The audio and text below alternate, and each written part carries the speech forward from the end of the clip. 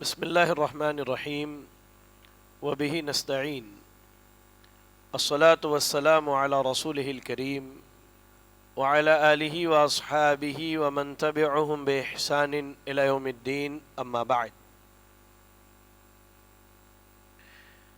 اعوذ باللہ من الشیطان الرجیم بسم اللہ الرحمن الرحیم ثم اماتہ فاقبرہ ثم اذا شاء انشرہ رب اشرح لی صدری ویسر لی امری واحلل عقدۃ من لسانی یفقہوا قولی اللہم لا حول ولا قوة الا بک۔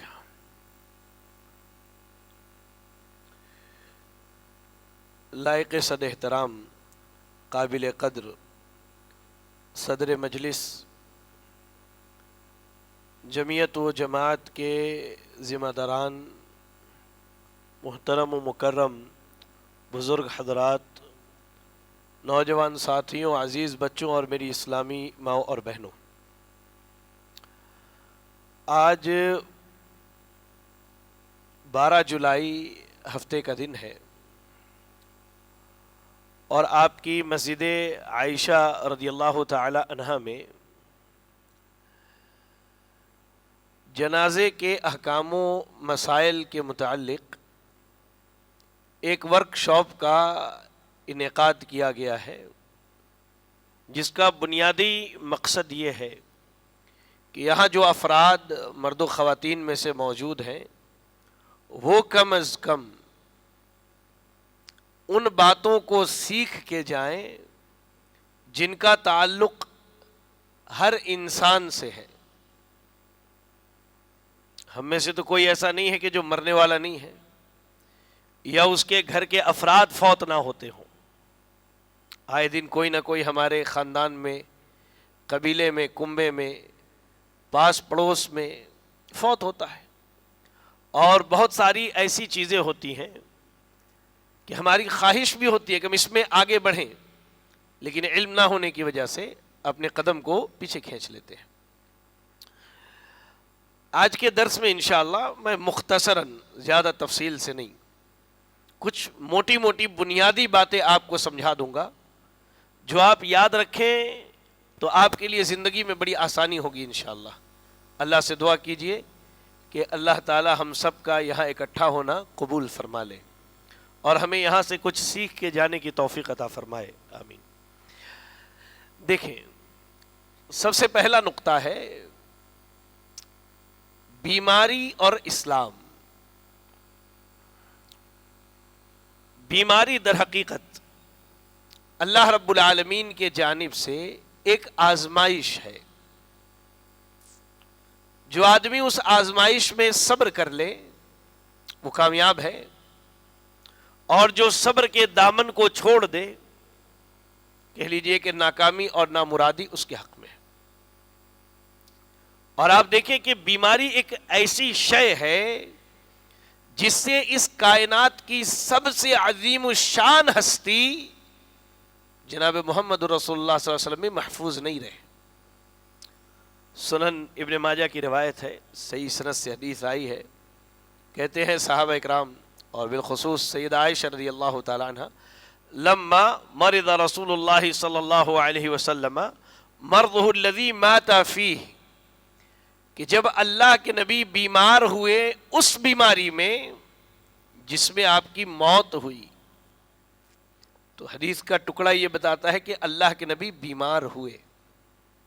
تو بیماری کوئی عیب نہیں ہے، وہ چھوٹی بھی ہو سکتی ہے، وہ بڑی بھی ہو سکتی ہے، اور بیماری جتنی بڑی ہوتی ہے بندے کے حق میں اتنا ہی فائدہ مند ہوتی ہے۔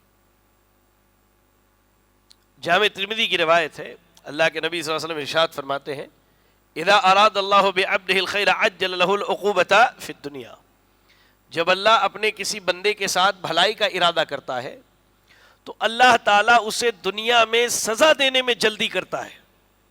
اس کے بعد اللہ کے نبی صلی اللہ علیہ وسلم نے کہا کہ جب اللہ تعالیٰ کسی بندے کے ساتھ برائی کا ارادہ کرتا ہے تو اللہ تعالیٰ اس کے گناہوں پر سزا دینا چھوڑ دیتا ہے، یہاں تک کہ اسے قیامت تک ٹال دیا جاتا ہے، اور قیامت کے دن اسے سزا دیا جاتا ہے۔ یعنی اسے چھوٹ دے دی جاتی ہے، آزادی دے دی جاتی ہے گناہ کرنے کی. لیکن جب اللہ خیر کا ارادہ کرتا ہے تو اللہ تعالیٰ کسی بڑی بیماری میں مبتلا کر دیتا ہے. اور بعض صحیح حدیث کے الفاظ ہیں کہ اللہ تعالیٰ نے بندے کے لیے جنت میں جو مقام رکھا ہے وہ اپنے اعمال کی بنیاد پر وہاں نہیں پہنچ سکتا، تو اللہ تعالیٰ اسے بار بار بار بار آزمائش میں ڈالتا ہے، یہاں تک کہ گناہوں کو مٹا کر کے اللہ اس مقام تک پہنچاتا ہے. تو بیماری کو اپنے لیے عیب نہ جانے، عار اور شرم نہ جانے، بلکہ سمجھیے آپ کہ یہ اللہ کی نعمت ہے جو مجھے ملی ہے، جو میرے گناہوں کا کفارہ بن کے انشاءاللہ اللہ کی نعمتوں والی جنت میں جانے کا سبب بن سکتی ہے. بیمار جب ہو گئے، بسا اوقات ہمارے نوجوان خصوصی طور پر بیماری سے تنگ آ کر خودکشی کی راہ اختیار کر لیتے ہیں یا موت کی تمنا کرنے لگتے ہیں. کوئی بھی ملاقات کے لیے کہتے ہیں بھائی دعا کرے کہ مجھے اللہ اٹھا لے، دعا کرے مجھے اللہ اٹھا لے، مجھے موت آ جاتی تو اچھا تھا. اس طرح کے کلمات کہتے ہیں. یاد رکھیں ایسا کبھی بھی نہیں کہنا چاہیے، کبھی بھی نہیں کہنا چاہیے. بلکہ اللہ کے نبی صلی اللہ علیہ وسلم اللہ سے دعا کیا کرتے تھے، وَإِذَا أَرَدْتَ فِتْنَةً فِي قَوْمٍ فَتَوَفَّنِي غَيْرَ مَفْتُونٍ. اے اللہ اگر تو کسی قوم کو فتنے میں ڈالنا چاہے تو مجھے موت دینا اس حال میں کہ میں کسی فتنے میں نہ پڑ جاؤں. موت کی تمنا الگ چیز ہے اور موت کے لیے دعا الگ چیز ہے. آپ یہ دعا کیجئے کہ اللہ جب تک میرے لیے زندگی بہتر ہے مجھے زندہ رکھ، اور موت بہتر ہے تو اللہ تو مجھے موت دے دے. اے اللہ جب موت دے تو کسی فتنے میں نہ ڈال مجھے. اس طرح کی دعائیں کیجئے. موت کی تمنا نہیں کرنی چاہیے. یاد رکھیں. اب ایک اہم نقطہ ہے، اسے سمجھیے آپ. مان لیجئے ایک آدمی بیمار ہو گیا اور اس کی بیماری میں اسے یہ احساس ہے کہ اب شاید میری موت ہو جائے، تو اسے کیا کرنا چاہیے؟ اس کے بارے میں قرآن پڑھیں. سورۃ المائدہ کی آیت نمبر 106 پڑھیے آپ، 106. غور سے سنیں اس چیز کو. اللہ نے کہا یا ایھا الذین آمنوا شہادۃ بینکم اذا حضر احدکم الموت حین الوصیۃ اثنان ذوی عدل منکم او آخران من غیرکم. اللہ نے کہا اے ایمان والو، تمہارے آپس میں دو شخص کو گواہ بنانا مناسب ہے جبکہ تم میں سے کسی کو موت آنے لگے. جی، آدمی کو احساس ہو جائے کہ اب مجھے موت آنی ہے، اب مجھے موت آنی ہے، تو وہ دو سچے لوگوں کو، اپنے گھرانے کے ہوں، باہر کے ہوں، اپنے قبیلے اور خاندان کے ہوں یا دوسرے قبیلے یا خاندان کے ہوں، دو سچے لوگوں کو بٹھائے اور بٹھا کر کے وصیت کرے. جی، وصیت کرے. کس چیز کی وصیت بھائی؟ اس کے اوپر لوگوں کے جو حقوق ہیں، جو واجبات ہیں، اس کا جو مال اور جائیداد ہے، اور ایسے ہی سب سے بڑی وصیت اپنے بعد اپنے بچوں کو کیا کرے کہ میرے بعد عقیدہ توحید پر قائم رہنا. یہ باتیں یاد رکھیں آپ، اور میری بہنیں بھی سنیں، اور ہو سکے تو جا کے آج کے آج لکھ کے رکھ لیں. عبداللہ ابن عباس رضی اللہ تعالیٰ نے یا عبداللہ ابن عمر رضی اللہ تعالیٰ عنہ کے بارے میں کہ اس آیت کے نزول کے بعد وہ گھر گئے اور جا کر کے انہوں نے اپنی وصیت لکھ لی. ہو سکے تو جا کے لکھ لیجیے آپ کہ میرے بعد میری آل و اولاد، میرے گھر کے افراد عقیدہ توحید پر قائم رہے، شرک پر نہ جائے، سنت رسول پر قائم رہے، بدعات سے اپنے آپ کو بچا کر کے رکھیں. میرے بعد کوئی غیر شرعی کام نہ کریں.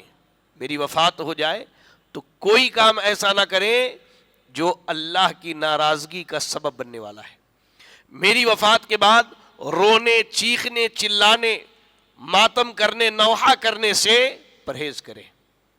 بالخصوص اگر ہو سکے تو خواتین کے تعلق سے نصیحت کریں. یہ وصیتیں آپ اپنے پاس لکھ کے رکھ لیجئے.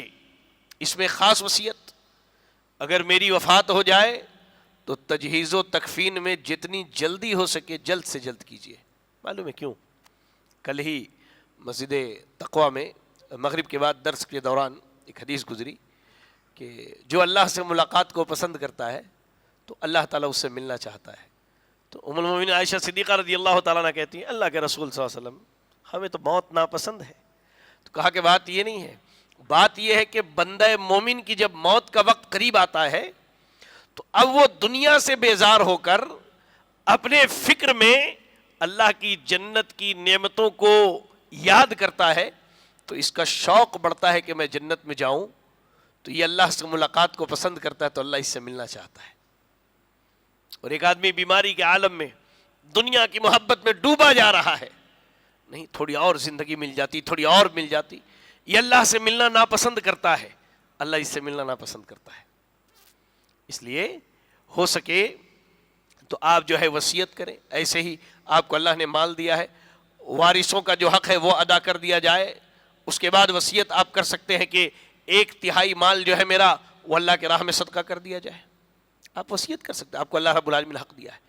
تو آپ اپنے جیتے جی کچھ ایسی وصیت، مثال کے طور پہ آپ کی یہ مسجد ہے، آپ کی یہ مسجد ہے، ٹھیک ہے، ایک مثال دے رہا ہوں سمجھنے کے لیے. آپ وصیت کیجئے کہ میرے مال کا اتنا حصہ میرے بعد مسجد کے تعمیراتی کام یا اس کے اخراجات میں لگا دیے جائے. انشاءاللہ یہ آپ کا مشروع حیات ہے. یہ وہ پودا ہے جو آپ لگا کے جا رہے ہیں، انشاءاللہ قیامت تک اس کا اجر آپ کو ملتا رہے گا. جب تک آپ اپنی قبر سے اٹھائے نہیں جائیں گے انشاءاللہ تب تک اس کا اجر آپ کو ملتا رہے گا. تو ان سب چیزوں کی وصیت کی کرنی چاہیے. اب چلیں، ایک آدمی بالکل موت کے قریب ہے، بیمار ہے، بہت زیادہ موت کے قریب ہے، تو اس وقت ہمیں کیا کرنا چاہیے؟ تو ہمارے یہاں لوگ آتے ہیں تو دیکھتے ہیں کہ بیچارہ بالکل موت کے قریب ہے تو اس کو دعائیں دیتے ہیں، اللہ تمہیں 100 سال کی زندگی دے. مجھے ایک واقعہ یاد ہے، بڑی حیرانگی کی چیز ہے.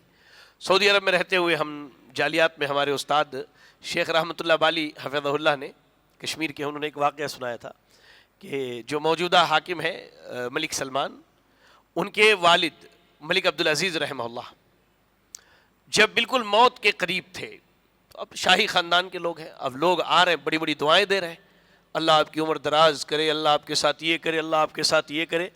تو ان کا ایک خادم تھا، غالباً وہ افریقی ممالک کا تھا، وہ آیا اور اس نے آ کے کیا کہا، اللہ احسن خاتمتک، اللہ آپ کو حسن خاتمہ عطا کرے، آپ کی موت کلمہ لا الہ الا اللہ پر ہو، اور دعا دیا اور چلا گیا. تو وہ غنودگی کا عالم تھا، ہو ذہن جب ان کا کہا کہ یہ دعا کس نے، اس کو بلاؤ. وہ سہما ہوا تھا کہ میں نے کوئی غلط بات کہہ دی کیا. کہا کہ تم نے کیا دعا دی؟ کہا کہ یہی کہ اللہ آپ کو حسن خاتمہ عطا کرے. بہت روئے، بہت روئے. کہا کہ رشتہ داروں نے کیا کیا دعائیں دی اور تم نے سب سے عظیم دعا دی ہے مجھے. پھر اپنے مال میں سے اس کے لیے انہوں نے کچھ وصیت کی کہ اسے عطا کیا جائے میرے مال سے. اس نے بڑی بہترین دعا دی. تو یاد رکھیں جب کوئی قریب الموت ہو، موت کے بالکل قریب ہو، آپ ملاقات کے لیے جاتے ہیں تو آپ اسے لا الہ الا اللہ پڑھنے کی تلقین کیجیے. اللہ کے نبی صلی اللہ علیہ وسلم کہتے ہیں، صحیح مسلم کی روایت ہے، لقنوا موتاکم لا الہ الا اللہ. بعض لوگ مرنے کے بعد میت لے جاتے وقت لا الہ الا اللہ پڑھتے ہیں. ابھی وہ بات آئے گی انشاءاللہ، میں اس پر آتا ہوں.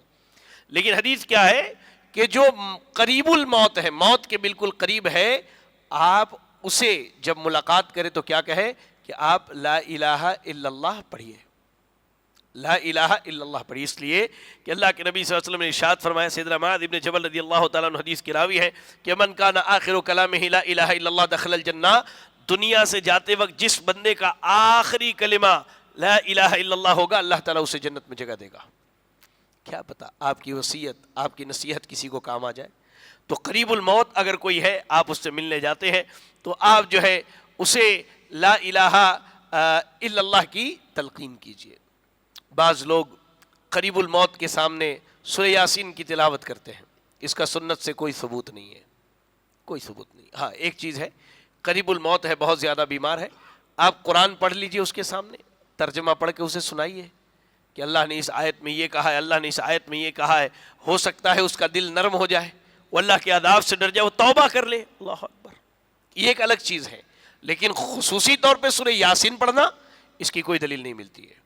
اب آدمی قریب الموت تھا، اس کی موت ہو گئی، موت ہو گئی، اور ہم سب کو، یار اتنا سمجھ لو میرے بھائی اور میری بہنوں، ہم سب کو مرنا ہے. یہ جو میں باتیں بتا رہا ہوں نا، یہ ہم سب کے ساتھ ہونے والی ہے. یہاں سے اب یہ ہم سب کے ساتھ ہونے والی ہے.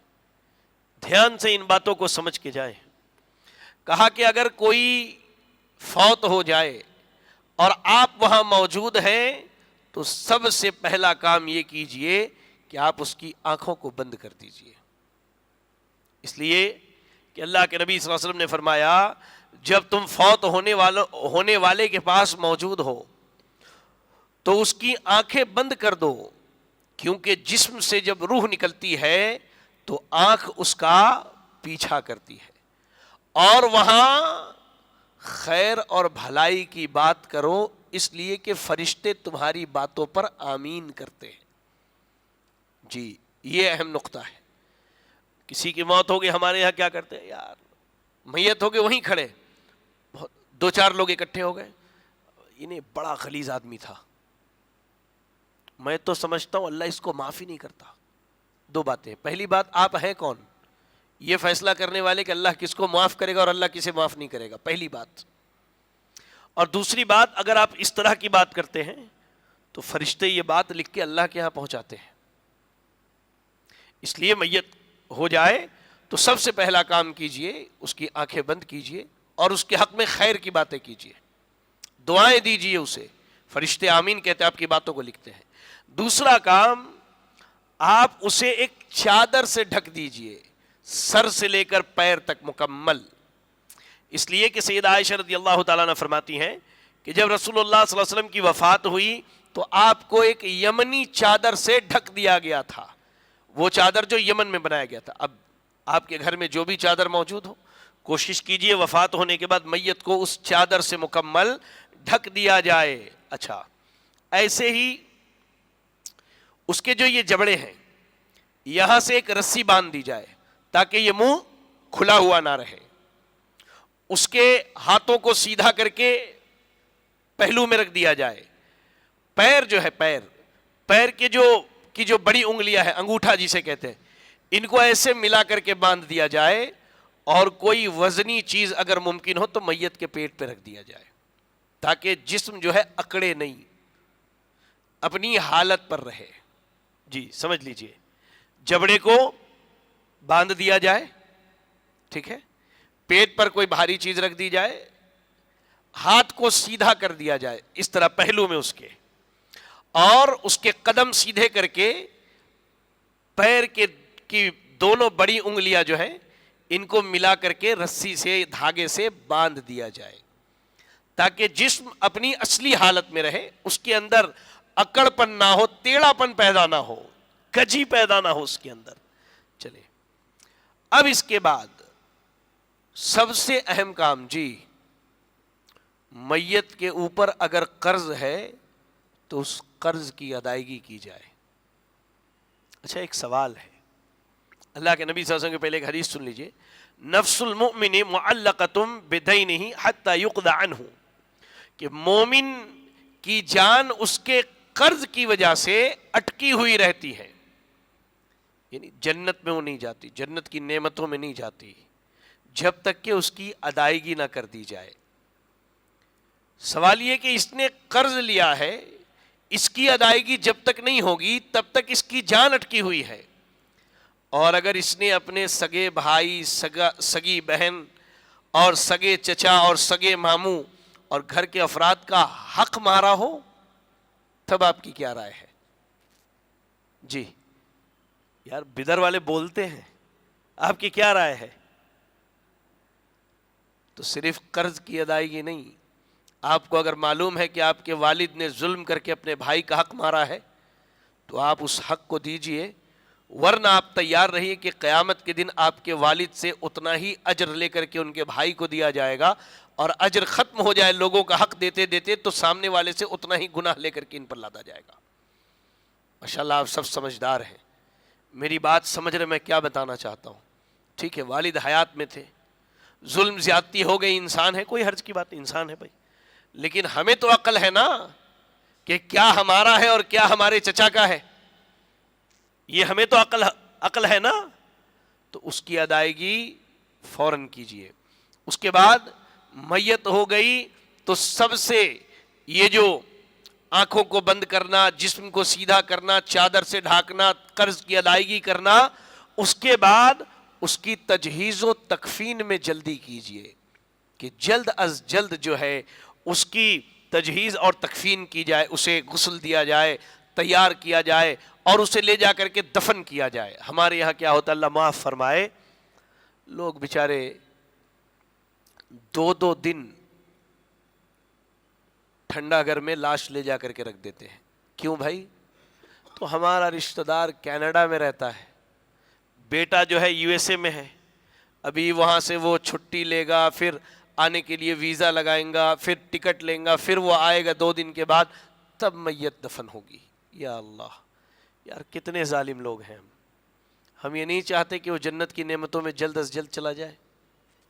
بولیے، نہیں چاہتے؟ آپ کو ایک چیز بتاتا ہوں، اچھا مدینہ کون کون گیا؟ ہاتھ اٹھائیے پہلے، مدینہ کس نے دیکھا ہے؟ دعا کرے اللہ ہم سب کو دکھائے، آمین۔ بقی قبرستان جو ہے مسجد نبوی کے بغل میں ہے، آپ مسجد نبوی سے نکل کر کے مین روڈ پر اگر آتے ہیں تو سامنے آپ کو احد پہاڑ دکھائی دیتا ہے، بالکل سامنے۔ احد کے میدان میں جو صحابہ شہید ہوئے ان میں جابر رضی اللہ تعالیٰ عنہ کے والد بھی تھے۔ انہوں نے کیا کیا، اپنے والد کی لاش کو اونٹ پر لاد لیا اور کہا، اللہ کے نبی نے کہ جابر کہاں؟ کہتے ہیں کہ بقی میں دفن کروں گا۔ اللہ کے نبی صلی اللہ علیہ وسلم نے کہا کہ نہیں، جہاں وفات ہوئی وہیں دفن کر دو۔ ہمارے یہاں کیا ہے، ہم گلبرگہ سے آ کے بدر میں آباد ہو گئے، حیدرآباد سے آ کر کے بدر میں آباد ہو گئے، اب میت ہو گئی تو کیا کہتے ہیں، نہیں خاندانی قبرستان میں۔ ارے اللہ کے بندے، خاندانی قبرستان میں دفن ہونے سے آدمی کی مغفرت ہو جاتی ہے؟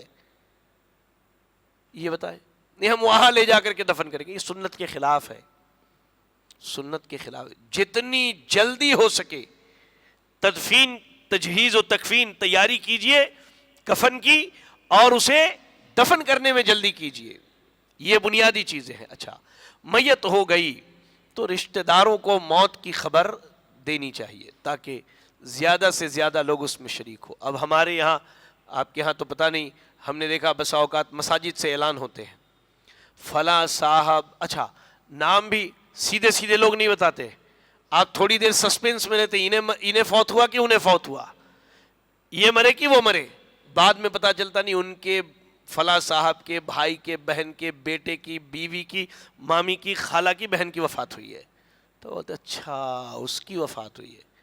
اس طرح سے اعلان کرنا یہ شرعاً درست نہیں ہے۔ ہاں رشتہ دار جو ان کے قریبی ہیں ان کو فون کر کے خبر دے دیجئے، جیسے اس کی دلیل یہ ہے، مسلم شریف کی حدیث ہے، اسہمہ نجاشی جو بادشاہ تھا اس کی موت ہوئی، اللہ کے نبی صلی اللہ علیہ وسلم اپنے کمرے سے باہر نکلے، آپ نے صحابہ کو کہا کہ آج تمہارا بھائی اسہمہ نجاشی فوت ہو گیا ہے، تو خبر دی جا سکتی ہے، لیکن خبر دینے میں غلو نہیں کرنا چاہیے۔ بعض لوگ آٹو رکشہ لے کر کے پورے شہر میں اعلان کرتے ہیں کہ فلاں صاحب کی موت ہوئی ہے اور نماز جنازہ اتنے بجے ہوگی، اس کی ضرورت نہیں ہے، شریعت نے اس سے منع کیا ہے۔ آپ کو اگر خبر ملے کسی کی بھی وفات کی تو کیا کہیں گے، انا للہ و انا الیہ راجعون، اس کے بعد یہ پڑھیں گے اللہم اجرنی فی مصیبتی واخلف لی خیرا منہا۔ انا للہ کا معنی تو معلوم ہے، کیا ہے اس کا معنی؟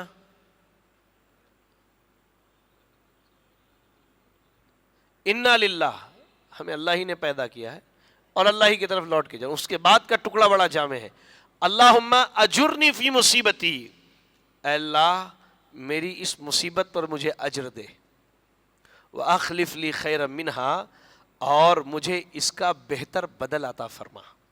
یہ دعا کرنی چاہیے۔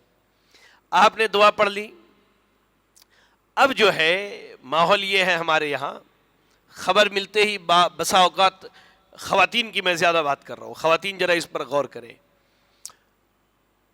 صدمے میں بے ہوش ہونا شروع ہو جاتی ہیں، مردوں کا بھی یہی عالم ہے، چیخنا چلانا، مرنے والے کی اچھائیاں بیان کر کر کے رونا، انہوں ایسے تھے، انہوں یہ تھے، انہوں یہ تھے، اور انہوں یہ کرے، انہوں یہ. اللہ اکبر.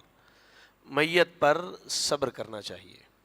وہ جو وصیت کی بات کی گئی نا کہ وصیت کیجئے، اللہ کے نبی صلی اللہ علیہ وسلم فرماتے ان المیت لا يعذب ببکاء اہلہ علیہ. گھر والے جب روتے ہیں تو اللہ تعالیٰ میت کو عذاب دیتا ہے. کب؟ جب یہ میت وصیت نہ کرے. اور آپ وصیت کر کے جائیں، گھر والے اگر روتے بھی ہیں اس کے بعد تو آپ کو انشاءاللہ عذاب نہیں ہوگا. لیکن اگر وصیت نہیں کرتے ہیں گھر والوں کو اپنی وفات سے پہلے، تو وصیت نہ کرنے کی بنیاد پر گھر والوں کے رونے کی وجہ سے اللہ تعالیٰ آپ کو عذاب میں ڈال دے گا. اللہ ہمیں اور آپ کو اپنے عذاب سے محفوظ رکھے، آمین. اس کے بعد جو ہے آپ اللہ کے نبی صلی اللہ علیہ وسلم کا طریقہ دیکھیے. اللہ کے نبی صلی اللہ علیہ وسلم کے بیٹے جب سیدنا ابراہیم رضی اللہ تعالیٰ عنہ کی وفات ہوئی، گود میں تھے، اللہ کے نبی کے گود میں ان کی روح نکلی. اللہ کے نبی کے آنکھوں سے آنسو جاری تھے. عبد الرحمن ابن عوف رضی اللہ تعالیٰ عنہ اللہ کے نبی کے کاندھے پر ہاتھ رکھ کر کہتے انت یا رسول اللہ، اے اللہ کے نبی آپ رو رہے ہیں؟ تو اللہ کے نبی نے کہا کہ ان العین تدمع، آنکھ آنسو بہا رہے ہیں، والقلب یحزن، دل بڑا غمگین ہے، لیکن منہ سے وہی بات نکالیں گے جس سے ہمارا رب راضی ہوتا ہے. اور کہا اے بیٹے ابراہیم تمہاری جدائی پر ہم بڑے غمگین ہیں. ہمارے منہ سے کیا نکلتا؟ اللہ کو میں ہی ملی تھی، میں ہی ملا تھا، میرے ہی بچے، اللہ کا میں نے کیا بگاڑا ہے کہ اللہ نے میرے بچوں کی جان لے لی. انا للہ و انا الیہ راجعون. ایسے کلمات نہ کہیں جو اللہ کے ناراضگی کا سبب بنتے ہیں. میت ہر آدمی کو مرنا ہے، یہ ایک حقیقت ہے، ہر آدمی کو مرنا. وہاں آپ صبر کا مظاہرہ کیجیے. آپ دیکھیں امام الانبیاء محمد الرسول اللہ صلی اللہ علیہ وسلم، آپ سے زیادہ نرم دل اس کائنات میں کسی کا نہیں تھا.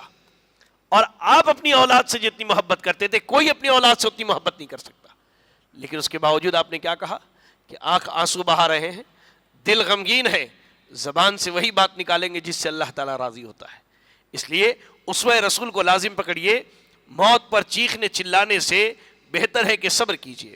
کہتے ہیں ہماری خواتین ذرا غور سے سنیں، اللہ کے نبی صلی اللہ علیہ وسلم نے ایک دن انصاری عورتوں سے کہا کہ کسی بھی عورت کے ہاں 3 بچے اگر فوت ہو گئے اور وہ صبر کرے، ایک نقطہ بڑھا لے صبر میں، صبر کیجئے اور اللہ سے اجر کی امید رکھیے. اتنی بڑی مصیبت تو انشاءاللہ اس کے مقابلے میں اتنا ہی بڑا اجر اللہ تعالیٰ مجھے عطا کرے گا. کہتے ہیں اللہ کے نبی کہ عورت اجر کی امید کر لے اللہ سے اور صبر کر لے تو اللہ تعالیٰ اسے جنت میں جگہ دے گا. ایک عورت کھڑی ہوئی، کہا کہ اللہ کے نبی جس کے 2 بیٹے فوت ہو جائیں، تو اللہ کے نبی نے کہا 2 بیٹوں کی بھی فوتگی پر اگر صبر کر لے اور اجر کی امید لگا لے تو اللہ اسے جنت میں جگہ دے گا. اور بعض روایات میں ہے کہ خاتون نے یہ بھی پوچھا کسی کی ایک اولاد فوت ہو جائے، اللہ کے نبی صلی اللہ علیہ وسلم نے کہا کہ ہاں اگر وہ صبر کرے اور اجر کی امید لگا لے تو انشاءاللہ اس کے لیے جنت ہے. اس لیے اگر گھر میں کوئی فوت ہو جائے، چیخنے چلانے اور رونے سے بہتر یہ ہے کہ ہم اور آپ صبر کر لیں. اللہ کے نبی صلی اللہ علیہ وسلم فرماتے ہیں اللہ آپ کے دنیا میں جو محبوب ترین لوگ ہیں ان میں سے اگر کسی کی روح نکال لے، اللہ موت دے دے اور آپ اس پر صبر کر لیں، اجر کی امید لگا لے اللہ سے، تو اللہ تعالیٰ اس کا بدلہ جنت دے گا. اب میت ہو گئی، آپ نے چادر ڈھانک دیا. سماج میں ایک رواج ہے چہرہ دیکھنے کا، میت کے چہرے کو دیکھنے کا. یہاں 2-3 باتیں لکھ لیں یا یاد کر لیں. آپ میت کا چہرہ دیکھ سکتے ہیں غسل سے پہلے، غسل کے بعد، کفن دینے کے بعد، نماز جنازہ سے پہلے، نماز جنازہ کے بعد، حتیٰ کہ قبر میں اتارنے کے بعد بھی میت کا چہرہ دیکھ سکتے ہیں. صرف چہرہ پہلی بات. دوسری چیز، بسا اوقات دیکھا گیا ہے کہ اگر کسی قریبی کی وفات ہو جائے تو آدمی بار بار اس کا چہرہ دیکھتا ہے، اور بعض لوگ اس کی تصویر لے کر کے رکھ لیتے ہیں یاد دہانی کے لیے. اس سے پرہیز کرنا چاہیے. اس سے کیا کرنا چاہیے؟ پرہیز کرنا چاہیے.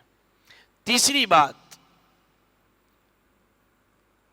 اگر میت کا کوئی رشتہ دار دور سے آ رہا ہے اور اسے آنے میں دیری ہو گئی تو وہ تجہیز اور تکفین کے بعد قبرستان میں بھی میت کا چہرہ دیکھ سکتا ہے، جیسا کہ میں نے بتایا، لیکن عورت قبرستان جا کر کے چہرہ نہیں دیکھے گی۔ اس میں ایک اہم نقطہ یہ ہے کہ بعض لوگ قبر میں لاش اتارنے کے بعد اعلان کرتے کہ آخری مرتبہ دیدار کر لیجئے۔ اس کی کوئی دلیل نہیں ہے، یہ موجودہ دور کی بدعات میں سے ایک بڑی بدعت ہے، اس سے بھی پرہیز کرنا چاہیے، اس سے بھی پرہیز کرنا چاہیے۔ ہاں، آئیے ایک اہم نقطے کی طرف جس کی اصلاح کی ضرورت ہے۔ عورت کا چہرہ دیکھے گی، غور سے سنیے اس نقطے کو، عورت کا چہرہ دیکھے گی، اور عورت مردوں میں سے ان مردوں کا چہرہ دیکھے گی جو اس کے محرم ہے۔ مرد کا چہرہ دیکھے گا، اور عورتوں میں سے ایسی عورت کا چہرہ دیکھے گا جو اس کی محرم ہے۔ ہمارے یہاں کیا ہے؟ سارا سماج، انہوں سماج کے بڑے ہیں ان کو لا کے دکھاؤ، انہوں فلاں ہیں ان کو دکھاؤ۔ اللہ کی قسم، میری والدہ کی جب وفات ہوئی تھی میں سعودی عرب میں تھا، مجھ سے لوگوں نے پوچھا تو میں کہا میرا انتظار کرنے کی ضرورت نہیں، آپ تدفین کر دیجئے، میں آ کے بھی کیا بھی نہیں کر سکتا۔ اور خصوصی نصیحت کیا تھا اللہ کی قسم کہ میری والدہ کا چہرہ اسی مرد کو دکھائیں جو ان کا محرم ہے، اور بقیہ کسی مرد کو نہ دکھائیں۔ یہ سختی سے میں نے منع کیا تھا اللہ کی قسم۔ ہاں، عورتیں آ کر کے دیکھیں، کوئی حرج کی بات نہیں ہے، لیکن ہمارے یہاں کیا ہے؟ اچھا یہ بتائیے، اگر آپ کی بہن، بیٹی، ماں، بیوی زندہ ہوتی تو آپ پسند کرتے کہ راہ چلتے وہ اپنا چہرہ کھول لے؟ ایمانداری سے بولے، مجھے پسند کرتے؟ آپ نہیں کرتے نا۔ پھر آپ کیسے یہ پسند کرتے ہیں کہ اس کی وفات کے بعد سماج اٹھ کر کے آتا اور اس کا چہرہ دیکھ کر کے جاتا ہے؟ آپ کیسے پسند کرتے ہیں؟ یہ غیرت کا مسئلہ ہے۔ اپنی غیرت کو بیدار رکھیے، آپ اپنی غیرت کو بیدار رکھیے، عہد کر کے جائیے یہاں سے کہ ہمارے گھر میں کسی بھی عورت کی وفات ہوتی ہے تو ہم کسی غیر مرد کو اجازت نہیں دیں گے اس کا چہرہ دیکھنے کے لیے، انشاءاللہ یہ عہد کر کے جائیے آپ۔ اچھا، اس کے بعد ایک بڑا نقطہ ہے، میت کو بوسہ دینا۔ اب اگر کسی کے بھائی کی وفات ہو گئی، یا کسی کی بیوی کی یا بچے کی یا والد یا والدہ کی وفات ہو گئی، تو کیا وہ میت کو بوسہ دے سکتا ہے، سر چوم سکتا ہے؟ چوم سکتا ہے۔ اللہ کے رسول صلی اللہ علیہ وسلم کی جو وفات ہوئی، ابو بکر صدیق رضی اللہ تعالیٰ عنہ مدینے سے باہر اپنے بغیچے میں کام کر رہے تھے، خبر دی گئی، گھوڑے پر سوار ہو کے آئے، گھوڑے سے اترے آئے، سب سے پہلے رسول اکرم صلی اللہ علیہ وسلم کے پیشانی مبارک کا بوسہ دیا۔ تو یہ دلیل ہے کہ میت کو بوسہ دیا جا سکتا ہے۔ اس کے بعد ایک اہم نقطہ جو سماج میں رائج ہے کہ وفات کے بعد یہ خبر عام کر دی جاتی ہے کہ میاں بیوی کا رشتہ آج سے ختم ہو گیا، جو یہ غیر محرم ہو گئے۔ یہ سماج میں پھیلی ہوئی بدعات میں سے ایک بدعت ہے۔ بھائی صاحب، وہ رشتہ اللہ کے کلمے کے ذریعہ حلال ہوا ہے، وہ اتنا معمولی نہیں ہے کہ وہ ایک موت کے ذریعہ وہ ختم ہو جائے۔ اب آپ دیکھیے، غور کر کے دیکھیے، اللہ تعالی ہر آدمی کو دنیا کی 2 عورتیں دے گا، ایک اس میں اگر اس کی بیوی نیک ہوگی تو وہ عطا کی جائے گی۔ اب آپ کہتے ہیں کہ میاں بیوی کا رشتہ ختم ہو گیا، تو پھر جنت میں یہ میاں بیوی کیسے بن جائیں گے؟ سوچنے والی بات ہے۔ تو یہ سماج میں مشہور ہے، لوگوں کی زبان پر عام ہے، اس کی کوئی حقیقت نہیں ہے، یہ آپ سمجھ لیجئے۔ جی، نکاح نہیں ٹوٹتا ہے موت سے۔ ایک اہم مسئلہ، بسا اوقات حادثے میں کسی کی موت ہو جاتی ہے، پوسٹ مارٹم کا کیا حکم ہے؟ اگر انتہائی ضروری ہے، بغیر اس کے چارہ نہیں ہے، تو انشاءاللہ کوئی حرج کی بات نہیں ہے، اس لیے کہ اس کا مقصد یہ نہیں ہے کہ لاش کو بگاڑ دیا جائے۔ مسخ کیا ہوتا ہے؟ لاش بگاڑنا مقصود ہوتا ہے، وہاں لاش کو بگاڑنا مقصود نہیں ہے، بلکہ کسی حقیقت اور سچائی تک پہنچنا مقصود ہے۔ اچھا، حادثے میں اگر کسی کی موت ہو گئی، ٹھیک ہے، یا بسا اوقات ایک دوسرے نقطے پر آتے ہیں، بسا اوقات آدمی وصیت کر دیتا ہے کہ میری موت کے بعد میری کڈنی نکال کے کسی کو ڈونیٹ کر دینا، تو بعض اہل علم نے اس کی اجازت دی ہے اگر وہ وصیت کیا ہو تو، کہ میری آنکھیں، میری کڈنی، میرا لیور، میرے لنگس جو ہے کسی کو آپ ڈونیٹ کر دیں، بعض اہل علم نے اس کی اجازت دی ہے. بات سمجھ میں آئی؟ اس لیے کہ اس کا مقصد اس لاش کو بگاڑنا نہیں ہے بلکہ کسی کی مدد کرنا مراد ہے. چلے اب اس کے بعد جو ہے ایک مسئلہ ہے، میاں بیوی ایک دوسرے کو غسل دے سکتے ہیں. جی اگر نکاح ٹوٹ جاتا تو اللہ کے نبی صلی اللہ علیہ وسلم کبھی یہ بات نہ کہتے کہ عائشہ اگر تم مجھ سے پہلے فوت ہو جاؤ تو میں تمہیں غسل بھی دوں گا اور کفن بھی پہناؤں گا. اور ابو بکر صدیق رضی اللہ تعالیٰ عنہ کی جو وفات ہوئی، ٹھیک ہے، تو ان کی بیوی اسما بنت امیس رضی اللہ تعالیٰ عنہ نے ابو بکر صدیق رضی اللہ تعالیٰ عنہ کو غسل دیا تھا. جی یاد رکھیں اس چیز کو.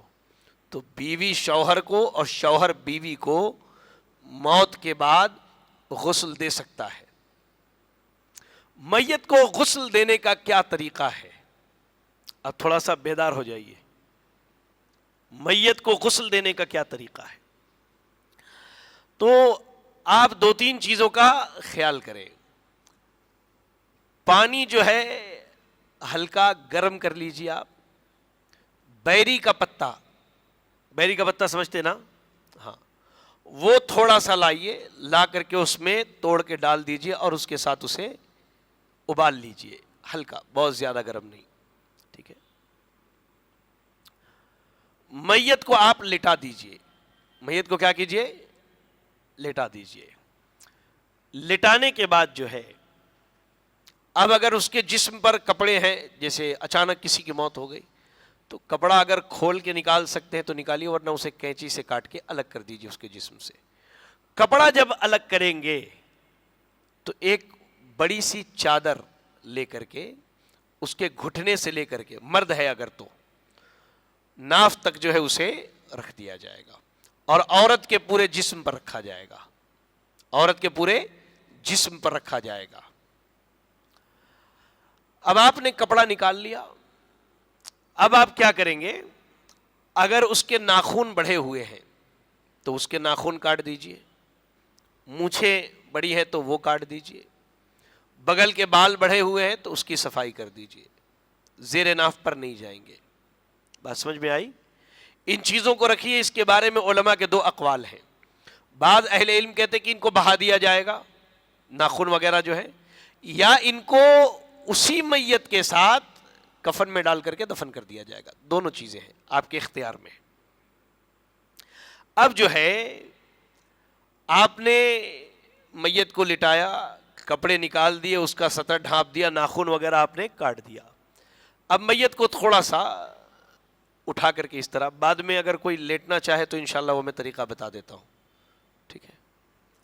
میت کو ایسے تھوڑا سا اٹھائیے اور ہلکا سا اس کا پیٹ دبائیے آپ، تاکہ جسم کے اندر کوئی غلاظت رہ گئی ہے تو وہ باہر آ جائے. دبا دیا آپ نے، دیکھا کہ کوئی غلاظت باہر آ گئی یا نہیں بھی آئی. میت کو لٹائیے اور جگ جو ہوتا نا، مگ، اس سے یا پائپ سے جو ہے تیزی سے پانی اس کے پیروں کے نیچے ماریے تاکہ اگر غلاظت ہو تو وہ نکل جائے، اس کی صفائی ہو جائے. یہ آپ نے کر لیا. ٹھیک ہے.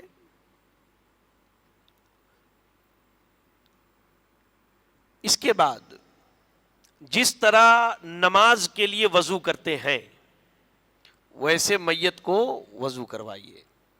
دونوں ہاتھ کلائیوں تک 3 مرتبہ دھل دیجئے. اس کے بعد پانی لے کر کے اس کے ناک اور منہ اور ناک کی صفائی کیجئے 3 مرتبہ. پھر پانی سے اس کا چہرہ دھل دیجئے. پھر دایاں ہاتھ 3 مرتبہ، بایاں ہاتھ 3 مرتبہ. پانی لے کر کے اس کے سر اور کان کا مسح کیجئے. پھر دایاں پیر ٹخنوں تک 3 مرتبہ، بایاں پیر ٹخنوں تک 3 مرتبہ دھل دیجئے. آپ نے دھل دیا. ٹھیک ہے. اب دیکھیے، میت کو جو غسل دینا ہے وہ یا تو 3 مرتبہ یا 5 مرتبہ، 7 مرتبہ سنگل عدد میں دیں گے. ٹھیک ہے. آڈ میں 3 5 7 9 3 مرتبہ بہتر ہے، 5 اس سے بہتر. اب اس کے بعد بھی اگر ضرورت ہے تو 7 9 11 پہ جائیں گے اپن. ٹھیک ہے. اب آپ کیا کریں گے؟ وضو کرانے کے بعد میت کے دائیں طرف رائٹ سائڈ پر پہلے پانی بہائیں گے، پھر لیفٹ سائڈ پر پانی بہائیں گے. یہ جو آپ نے پانی بہایا یہ 1 مرتبہ ہو گیا، یہ 1 مرتبہ ہوا. اب آپ صابن لیجئے، ہاتھ میں گلوز ہے آپ کے، کپڑے کا ہو یا جو پلاسٹک وغیرہ کا گلوز آتا ہے وہ آپ نے ہاتھ میں ڈالا ہوا ہے. ٹھیک ہے. وہ صابن لے کر کے میت کے دائیں طرف سے آپ جو ہے لگائیے جسم پر، سر میں، جسم پر، پورا پیر. شرمگاہ پر ہاتھ دینے سے احتیاط کرنا ہے، آگے یا پیچھے کے حصے پر ہاتھ نہیں دینا ہے. صابن وغیرہ آپ نے لگا دیا. اب آپ دوبارہ دائیں طرف سے دھلنا شروع کریں گے. مکمل آپ نے دھل لیا، یہ آپ کے 2 مرتبہ ہو گئے. اب تیسری مرتبہ سر سے لے کر پیر تک پانی بہا دیجئے. اس کے بعد بھی آپ دیکھتے ہیں کہ گندگی رہ گئی ہے تو پانی میں آپ نے بیر کا پتا ملایا ہے، بیری کا، اور ساتھ میں کافور بھی ملا لیجئے. تھوڑا سا جو آخری مرتبہ پانی ڈالتے ہیں اس میں کافور ملا کر کے پانی ڈال دیجئے. جی بات سمجھ میں آئی؟ اچھا، عورت کو غسل دے گی، مرد کو غسل دے گا. لیکن اگر شوہر چاہے تو بیوی کو، اور بیوی چاہے تو اپنے شوہر کو غسل دے سکتی ہے. جی یہاں ایک نقطہ ہے کہ عورت کی جب وفات ہو جائے تو غسل دینے کے بعد عورت کے سر میں 3 چوٹی بنائی جائے گی، اس کے بالوں کی 3 چوٹیاں بنائی جائیں گی اور وہ پیچھے کی طرف ڈال دیا جائے گا. بات سمجھ میں آئی؟ چلے. اب ایک مسئلہ یہ ہے کہ لاش بالکل سڑ چکی ہے، گل گیا ہے لاش، بالکل بدبو آ رہی ہے، یا کسی حادثے میں ایسی موت ہوئی کہ لاش کے ٹکڑے ٹکڑے ہو گئے. اب کیا کریں گے؟ اس کی 2 صورتیں ہیں. اگر غسل دینے کے لائق ہے تو اس کو غسل دیا جائے گا، اور اگر غسل کے لائق نہیں ہے تو اسے تیمم کرا دیجئے، کافی ہے انشاءاللہ. جس طرح تیمم کرتے ہیں، بسم اللہ پڑھ کے مٹی پر ہاتھ مارا، اب جو ہے پھونک لیا. ٹھیک ہے. اس کے بعد کیسے، کیا ہے اس کے بعد؟ چہرے پر اور ہتھیلی پر مل لیا. تیمم جیسا ہو ویسی میت کا ہاتھ مٹی پر ماری، جھاڑنے کے بعد جو ہے چہرے پر اور ہاتھ پر مل لیجئے، کافی انشاءاللہ. بات سمجھ میں آئی؟ تو یہ تیمم اسے کرا دیجئے انشاءاللہ، یہ اس کے لیے کافی ہے. ایک نقطہ ہے یہاں پر کہ بعض روایتیں ملتی ہے کہ میت کو غسل دینے والا غسل کرے، تو یہ واجبی چیز نہیں ہے. اصل غسل کیوں؟ آپ مثال کے طور پہ آپ پوری رات نہیں سوئے، صبح آپ کو ڈیوٹی جانا ہے، آپ اٹھنے کے بعد سب سے پہلا کام کیا کرتے ہیں؟ فریش ہونے کے لیے نہاتے نا. وہ رات کی غنودگی ختم ہو جاتی. تو آپ میت کو ہاسپٹل سے لے کر کے آئے، آپ کا بڑا قریبی ہے، آپ کے ذہن و دماغ پر وہ چل رہا ہے مسلسل. آپ اگر غسل کر لیں تو وہ چیزیں ختم ہو جاتی ہیں، آدمی فریش ہو جاتا ہے. واجبی حکم نہیں، اگر کرنا چاہے تو کر سکتے ہیں. ہاں ایسے ہی جو میت کو اٹھائے وہ وضو کرے، حدیث کے الفاظ ہیں. تو اس سے مراد یہ نہیں کہ جو آدمی بھی اب کاندھا دے گا وہ وضو نہیں، بلکہ جو آدمی میت کو بہت زیادہ اٹھا رہا ہے، حرکت دے رہا ہے، لا رہا ہے، رکھ رہا ہے، اس کے لیے استحبابی حکم ہے، واجبی حکم نہیں ہے. بات سمجھ میں آئی؟ اچھا، اب آپ نے غسل دے دیا. غسل دیتے وقت 2 چیزوں کا خیال کریں میرے بھائی. آپ اگر میت کے اندر کوئی خرابی دیکھتے ہیں، ہمارے لوگ آ کے باہر بیان کرتے ہیں کیا ان کا چہرہ سیاہ ہو گیا، فلاں کا حق مارے، ایسا ہوا ان کے ساتھ، میں دیکھا سو. اب یہ پورے شہر میں چائے کی دکانوں پہ بیٹھ کر کے نیوز پہنچاتا ہے. یہ اس سے پرہیز کرے، اللہ نے اس سے منع کیا ہے. دوسری چیز، میت کو جب آپ غسل دے رہے ہیں تو جو کپڑا اس کے سطر پر آپ نے رکھا ہے، کپڑا ہٹنا نہیں چاہیے کسی حال میں، اس کا سطر ڈھپاؤ. اب آپ نے غسل دے دیا، اسی سائز کا ایک سوکھا ہوا کپڑا لائیے، 2 آدمی اوپر سے ایسے رکھے، ایک آدمی بھیگا ہوا کپڑا کھینچ کے نکال لے، اس کے سطر پر رکھ دیجئے. بالکل غسل دے کر کے آپ فریش ہو گئے. اب میت کو کفن دینا ہے. مرد اور عورت کے کفن میں 3 چادر استعمال ہوتے ہیں. سنن نبی داؤد کی ایک روایت میں ہے کہ عورت کے لیے 5 چادر اور مرد کے لیے 3. وہ روایت سند کے اعتبار سے ضعیف ہے. حافظ زبیر علی زئی رحمۃ اللہ علیہ نے اور علامہ البانی رحمہ اللہ نے اس کی سند کو ضعیف قرار دیا. اس میں ایک راوی ہے, راوی کا نام جو بیان کیا ہے لیلہ بنت قائف ثقفیہ جو ہے, تو وہ جو ہے بیان کرتی ہیں, ایک روایت سنن ابی داؤد کے اندر موجود ہے, اور وہ روایت جو ہے سند کے اعتبار سے ضعیف ہے. صحیح چیز جو اس میں ہے وہ یہ ہے کہ مرد اور عورت کو 3 چادر میں دفن کیا جائے گا, اس میں قمیص نہیں ہوگا. ہمارے یہاں لوگ کیا کرتے ہیں کہ ایک بڑا سا کپڑا لے کر کے اوپر سے کاٹ لیتے ہیں, 3 چادروں کے بعد اس کو رکھتے ہیں, لاش رکھنے کے بعد اس کو ایسے قمیص کی طرح لاتے ہیں. نہیں, 3 چادر ہونی چاہیے. کھاٹ میت کو جو ڈولا آتا نا, ڈولا, اس کے اوپر ایک چادر, دوسری چادر اور 3 چادر ڈال دیجیے آپ. چادر کتنی بڑی ہوگی؟ میت کے سر کے باہر جائے اور پیر کے باہر جائے. اس میں 3 گرہ باندھنے کے لیے 3 ڈوریاں رکھیے, ایک سر کے پاس, ایک درمیان میں اور ایک پیر کے پاس. جی ٹھیک ہے, یہ آپ نے رکھ لیا. اب میت سے بھیگا ہوا کپڑا نکال کے آپ نے بڑا کپڑا رکھ دیا صاف. 4 لوگ, جتنے لوگ ان کو اٹھا سکتے ہیں لائے, اور لا کر کے یہاں کفن پر رکھ دے, ڈولے پر رکھ دے اس کو. اب آپ کو ڈولے پر رکھنے سے پہلے 2 کام کرنا ہے. ایک تو خوشبو لے کر کے کفن پر چھینٹ دیجئے, اور دوسرا روئی کاٹن لے کر کے بڑا سا ایک موٹا گالا بنائیے, اور ایسی جگہ رکھیے کفن پر جہاں میت کے پچھلے حصے کو رکھنا ہے, تاکہ اگر جسم سے کوئی غلاظت نکلتی ہے اس کے بعد بھی تو کاٹن میں رہے, کفن خراب نہ ہو اس سے. بات سمجھ میں آئی؟ پھر چھوٹے چھوٹے کٹنز کے آپ جو ہے گولے بنا لیجئے, ان میں خوشبو لگا لیجئے, ناک میں, کان میں, ٹھیک ہے, کاندھے کے پاس, بغل میں, پیر کے نیچے ڈال دیجئے. کافور ہے, میت کے اوپر کافور چھینٹ دیجئے. اب کیا کیجئے کہ پہلے بایاں چادر بائیں طرف سے پکڑیے اور ایسا لائیے, اور پھر دائیں طرف سے ایسا لائیے. تینوں چادروں کو ایسے ہی جو ہے آپ فولڈ کر دیجئے. ابھی میت کو رکھنا ہے تو ایسا رکھیے کہ چہرہ کھل جائے, لوگ دیکھنا چاہے تو دیکھ سکتے. اب لے کے جانا ہے تو تینوں گروہ کو باندھ دیجئے, سر کے پاس, درمیان میں اور پیر کے پاس. اب آپ نے کفن دے کر کے میت کو وہاں سے اٹھایا. مسجد میں اگر نماز جنازہ ہوتی تو یہاں لائیے, یا کوئی خاص جگہ موجود ہے, قبرستان کے قریب عموماً جنازہ گاہ ہوا کرتا ہے شہروں میں, تو آپ وہاں لے کر کے جائیے. اب میت کے لیے ضروری کیا ہے؟ قبر. قبر کی 2 صورتیں ہوتی ہیں. کتنی صورتیں؟ 2. ایک ہوتا ہے لحد, اور ایک جو ہے شق جس کو کہتے ہیں. لحد جو ہے ایسا ہوتا ہے ایل ٹائپ کا, ایک گڑھا, اس کے بعد اس سائڈ اندر کی طرف ایک گڑھا. غالباً چھوٹے بچوں کو اسی قبر میں دفن کرتے ہیں. اور شق جو ہے, جو ہمارے یہاں قبر بنایا جاتا ہے, سیدھا سیدھا گڑھا. تو آپ دونوں میں سے جو چاہیں کھود سکتے ہیں. بات سمجھ میں آئی؟ دونوں میں سے کوئی کھود سکتے ہیں. قبر جو ہے جب میت کو دفن کر لیں تو قبر کی کیفیت سن لیجیے آپ. اس سے زیادہ اونچی نہیں ہونی چاہیے, یہ آپ اپنے ہاتھ سے ناپ لینا. 1 بالش اس سے زیادہ اونچی نہیں ہونی چاہیے. اور قبر اونٹ کے کوہان کی طرح ہو, برابر نہیں, تھوڑی سی اونچی ہو, اتنی اونچی, تاکہ سمجھ میں آئے کہ قبر ہے.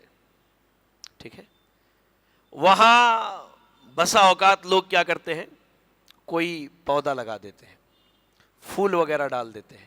دلیل کہاں سے لیتے کہ اللہ کے نبی نے کھجور کے 2 ٹہنیاں قبر پر. ارے بھائی وہ اللہ کے نبی ہیں, ان کا معجزہ تھا, آپ کو بتایا گیا کہ قبر والوں کو عذاب ہو رہا ہے, تب آپ نے لگایا کہ جب تک یہ سوکھے گا نہیں تب تک یہ عذاب سے محفوظ رہیں. آپ کو معلوم ہے قبر والے کو عذاب ہو رہا ہے. اے بھائی ہمارے یہاں لوگ بہت پہنچے ہوئے ہیں. پڑوسی ملک کے عالم صاحب مولانا طاہر القادری صاحب ہیں, قبر پہ کھڑے ہو کے اعلان کرتے ہیں باضابطہ, یا بنی قل لا الہ الا اللہ, بیٹے لا الہ الا اللہ پڑھو. اللہ اکبر. یہ اتنا بیوقوف انسان ہے, یہ بغیر فون کے یہاں سے 2 کلومیٹر دور اپنی آواز نہیں پہنچا سکتا بغیر مائکرو فون کے, اور وہ مر چکا ہے. قبر اس کو معلوم بھی ہے کہ فرشتے آ کر کے اس کو اٹھا کے پوچھ رہے ہیں, اور یہ لا الہ الا اللہ پڑھ دے گا. انا للہ و انا الیہ راجعون. یہ خرافات ہے, یہ لوگوں کو بیوقوف بنانا ہے, مال ہڑپنے کے لیے لوگوں کا, کہ ہم نے آپ کے بیٹے کو قبر میں کلمہ پڑھوا دیا ہے ماشاءاللہ. او شیخ بڑے عالم ہیں بھائی، ان کا ہاتھ چوم لو، ان کا پیر چوم لو، ان کو سجدے کر لو، اور ان کو جتنا مال دینا ہے دے دو، خوش کرو تاکہ ہم بھی مرے تو ہم کو بھی کلمہ پڑھوا لے۔ حیرت کی بات ہے، اس کو یہ نہیں معلوم کہ وہ کس حال میں مرنے والا اور کیا اسے کلمہ نصیب ہوگا کہ نہیں ہوگا، اور وہ دوسروں کو کلمہ پڑھوا رہا ہے۔ یہ ساری چیزیں خرافات میں شامل ہوتی ہیں میرے بھائی، ساری چیزیں، ٹھیک ہے۔ قبر ہے، قبر کی طرح ایک اینٹ رکھ دیجئے نشانی کے لیے، ہمارے یہاں نام لکھا جاتا ہے فلاں بن فلاں، اچھا کوئی یہ نہیں لکھتا اس نے اپنے بھائی کی زمین ہڑپ کی تھی، بہنوں کا حق مارا تھا، پڑوسی پر یہ کوئی نہیں لکھتا ہے، یہ بے نمازی تھا، یہ شراب پینے والا تھا، یہ سود کھانے، یہ کوئی نہیں لکھتا، بڑی اس کی تعریف لکھی جاتی ہے۔ حقیقت لکھو یار، وہاں نام لکھنے کی کیا ضرورت ہے؟ فرشتہ آ کر کے ڈھونڈے گا کیا کہ مجھے اس کی قبر پہ آ جانا ہے، کل اس کی قبر میں جا کر کے سوال کرنا ہے؟ اللہ کی پناہ، قبر ہے، قبر معلوم ہو، اس کے لیے کوئی اینٹ پتھر رکھ کر کے نشانی بنا دیجئے آپ سر کے پاس کہ یہ قبر ہے۔ ہاں، قبر میں میت کو ڈالنے کے بعد پانی چھڑک سکتے ہیں آپ تاکہ وہ قبر بیٹھ جائے، برابر ہو جائے۔ چلے اب آپ جنازہ لے کر کے پہنچے، اب آپ کو نماز جنازہ ادا کرنی ہے، تو یہ دو تین باتیں ہیں، غور سے سن لیں، ٹھیک ہے۔ جنازہ لے کر کے جب چلتے ہیں ہم، تو ہمارے یہاں دیکھا گیا ہے کہ لوگ جو ہیں جنازہ جب لے کر کے جا رہے ہیں تو مرد کا جنازہ رکھ کر کے اگر کوئی کپڑا نہ رکھا جائے تو کوئی حرج کی بات نہیں، لیکن عورت کا جنازہ ہے تو اوپر سے ایک بڑا کپڑا رکھ دیجئے تاکہ اس کا جسم سمجھ میں نہ آئے۔ اب آپ جنازہ لے کر کے پڑھ رہے ہیں تو ہمارے یہاں لوگ جو ہے اللہ اکبر جنازے کے پیچھے جب چلتے ہیں تو اشہدو اللہ الہ، ایک آدمی بیچارہ اس کے لیے معمور ہے، پورے سماج میں مشہور ہے کہ انہوں تلقین کرتے۔ اللہ کے نبی صلی اللہ علیہ وسلم فرماتے کہ جب جنازہ جائے تو اس کے پیچھے شور شرابہ نہ کیا جائے اور اس کے ساتھ آگ لے کے نہ جایا جائے۔ دیکھتے غیر مسلموں کا جب جنازہ جاتا ہے تو ہاتھ میں، ہمارے یہاں اگربتی لے کر کے جاتے ہیں، اگربتی لے کر، اللہ کے نبی نے آگ لے جانے سے منع کیا ہے۔ اب وہ اگربتی کی آگ ہو کہ لوبان کی آگ ہو، کہ اللہ کے نبی نے اس سے منع کیا صلی اللہ علیہ وسلم۔ خاموشی سے جنازے کے پیچھے چلنا ہے۔ پیدل چل رہے ہیں تو آپ جنازے کے آگے دائیں بائیں پیچھے چل سکتے ہیں، سواری پر ہے تو پیچھے آئیں گے، سواری پر ہے تو کیا ہے پیچھے، جلدی نہیں مچائیے، آپ اس سے جلدی نہیں پہنچ سکتے ہیں، اس کو پہنچنا تھا وہ پہنچ گیا، آپ اس کے پیچھے ہی آئیں گے، بس سمجھ میں آئی؟ جلدی نہیں مچانا ہے، جنازے کے پیچھے آئیے سواری پر آ رہے ہیں تو چلے۔ صحابہ اکرام اس چیز کو ناپسند کرتے تھے کہ جب جنازہ جا رہا ہو تو آواز بلند کی جائے، بالکل، اس لیے کہ وہ عبرت کا موقع ہے۔ چل رہا ہر آدمی اس وقت ایک خیال اپنے ذہن میں لائے کہ آج یہ ہے، کل میں ہوں گا اس کی جگہ، تو میں کن اعمال کے ساتھ جاؤں گا یہ مجھے فیصلہ کرنا ہے۔ تو وہاں آواز کرنا، آگ لے جانا، ان سب چیزوں سے منع کیا گیا ہے۔ آپ موجود ہیں، جنازہ گزر رہا ہے، تو اس میں دونوں طرح کی حدیثیں ہیں۔ جنازہ دیکھو تو کھڑے ہو جاؤ، اور اللہ کے نبی ایک مرتبہ بیٹھ گئے، تو دونوں چیزیں ہیں۔ تو استحبابی حکم یہ ہے کہ جب جنازہ سامنے ہو تو وہاں جو ہے کیا کیا جائے، کھڑا ہو جائے آدمی، اس میں کوئی حرج کی بات نہیں ہے۔ نماز جنازہ سے پہلے نصیحت، ہاں ممکن ہے، عادت نہیں بنانی چاہیے، عادت نہیں بنانی چاہیے۔ نماز جنازہ سے پہلے جو لوگ وہاں موجود ہیں ان کو نصیحت کر دیجئے، یا ایک اعلان ہمارے یہاں ہوتا ہے عموماً، بہتر ہے کہ بھائی کسی کا قرض ہو تو آ کر کے فلاں فلاں آدمی سے آ کر کے مل لے اور اپنا قرض واپس لے لے، ٹھیک ہے، یہ چیزیں ہو سکتی ہے۔ اب جنازہ اگر آپ دیکھیں، نماز جنازہ جو ہے یہ فرض کفایہ ہے، چند لوگ ادا کر لیں کافی ہے، چند لوگ ادا کر لیں کافی ہے، ہر آدمی پڑھ لے تو اچھا ہے۔ کسی مومن کے جنازے میں اگر 100 لوگ شریک ہو، بعض روایتوں میں 40 لوگ جو اہل توحید میں سے ہیں، اگر وہ شریک ہو کے اللہ سے دعا کرے تو اللہ اس کی مغفرت کر دیتا ہے، اللہ اس کی مغفرت کر دیتا ہے۔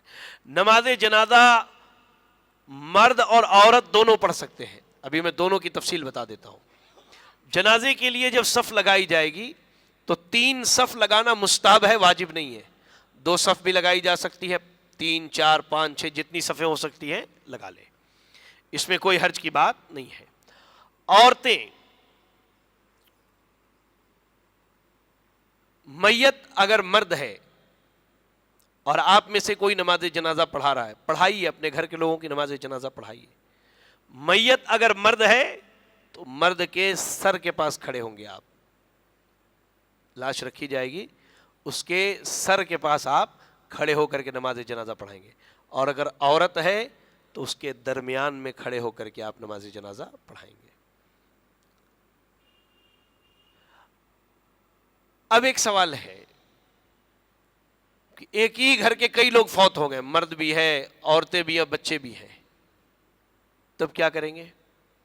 تو امام سے قریب پہلے مرد کی لاش رکھی جائے گی، پھر اس کے بعد بچے کی، اس کے بعد عورت کی۔ عورت کی لاش قبلے کی طرف اور مرد کی لاش امام کی طرف۔ بات سمجھ میں آئی؟ اور ایک ہی مرتبہ اگر نماز جنازہ پڑھ لیا جائے تو جتنی 100 کے 1000 لاشیں ہیں تو کافی ہے انشاءاللہ۔ ہر ایک کے لیے الگ الگ نماز جنازہ پڑھنے کی ضرورت نہیں ہے، ٹھیک ہے؟ اگر عورتیں نماز جنازہ میں شامل ہونا چاہیں تو ہو سکتی ہے۔ اس کی کئی صورتیں ہیں۔ پہلی صورت کی کشادہ جگہ ہے، بالکل باؤنڈری ہے، عورتیں باؤنڈری کے پیچھے مردوں کے بعد کھڑی ہو جائیں۔ مسجد میں اہتمام ہے، مرد یہاں پڑھیں، عورتیں عورتوں کے ہال میں پڑھ لیں۔ اور تیسری صورت علامہ ابن عثیمین رحمۃ اللہ علیہ نے، علامہ البانی رحمۃ اللہ علیہ نے بیان کیا کہ جنازہ جانے کے بعد ہمارے عموماً کیا ہوتا ہے، عورتیں روتی ہیں، جنازہ جانے کے بعد اور رونا دھونا شروع ہو جاتا ہے، ارے میری بہن، میری ماں، وہ تمہارے رونے کا محتاج نہیں، وہ تمہاری دعاؤں کا مستحق ہے فی الحال۔ تو عورتیں کیا کریں، گھر میں نماز جنازہ جماعت بنا کر کے پڑھ لیں، لیکن کیسے؟ امامت جو عورت کرے گی وہ درمیان میں کھڑی ہوگی صف کے، مرد امام جیسے آگے ہوتا ہے عورت ویسے نہیں ہوگی، درمیان میں کھڑی ہوں گی، ان کے دائیں بائیں اور پیچھے عورتیں کھڑی ہو جائیں، وہ نماز جنازہ پڑھا دے، انشاءاللہ کافی ہے۔ اور مرد حضرات جہاں نماز جنازہ ہوتی ہے وہاں پڑھ لیں۔ نماز جنازہ کا طریقہ کیا ہے؟ سب سے پہلی چیز وضو شرط ہے، قبلے کا استقبال ہونا چاہیے، نیت ہونی چاہیے، صفوں کی ترتیب ہو بالکل، ٹھیک ہے؟ اگر مرنے والے نے کسی خاص آدمی کے بارے میں وصیت کی ہے کہ فلاں میرا نماز جنازہ پڑھائے تو وہی پڑھائے گا، اگر وہ موجود نہ ہو تو اس سے اجازت لے کر کے کوئی بھی پڑھا سکتا ہے۔ اگر وصیت نہیں کی ہے تو یہ عام بات ہے، کوئی بھی اس کی نماز جنازہ پڑھا دے۔ میں کہتا ہوں گھر کے افراد پڑھائیں تو زیادہ بہتر ہے۔ آپ مرد ہے تو سر کے پاس کھڑے ہو گئے، عورت ہے تو درمیان میں کھڑے ہو گئے، بچہ ہے، بیٹا ہے، اگر بچہ ہے لڑکا ہے تو سر کے پاس، اور لڑکی ہے تو درمیان میں۔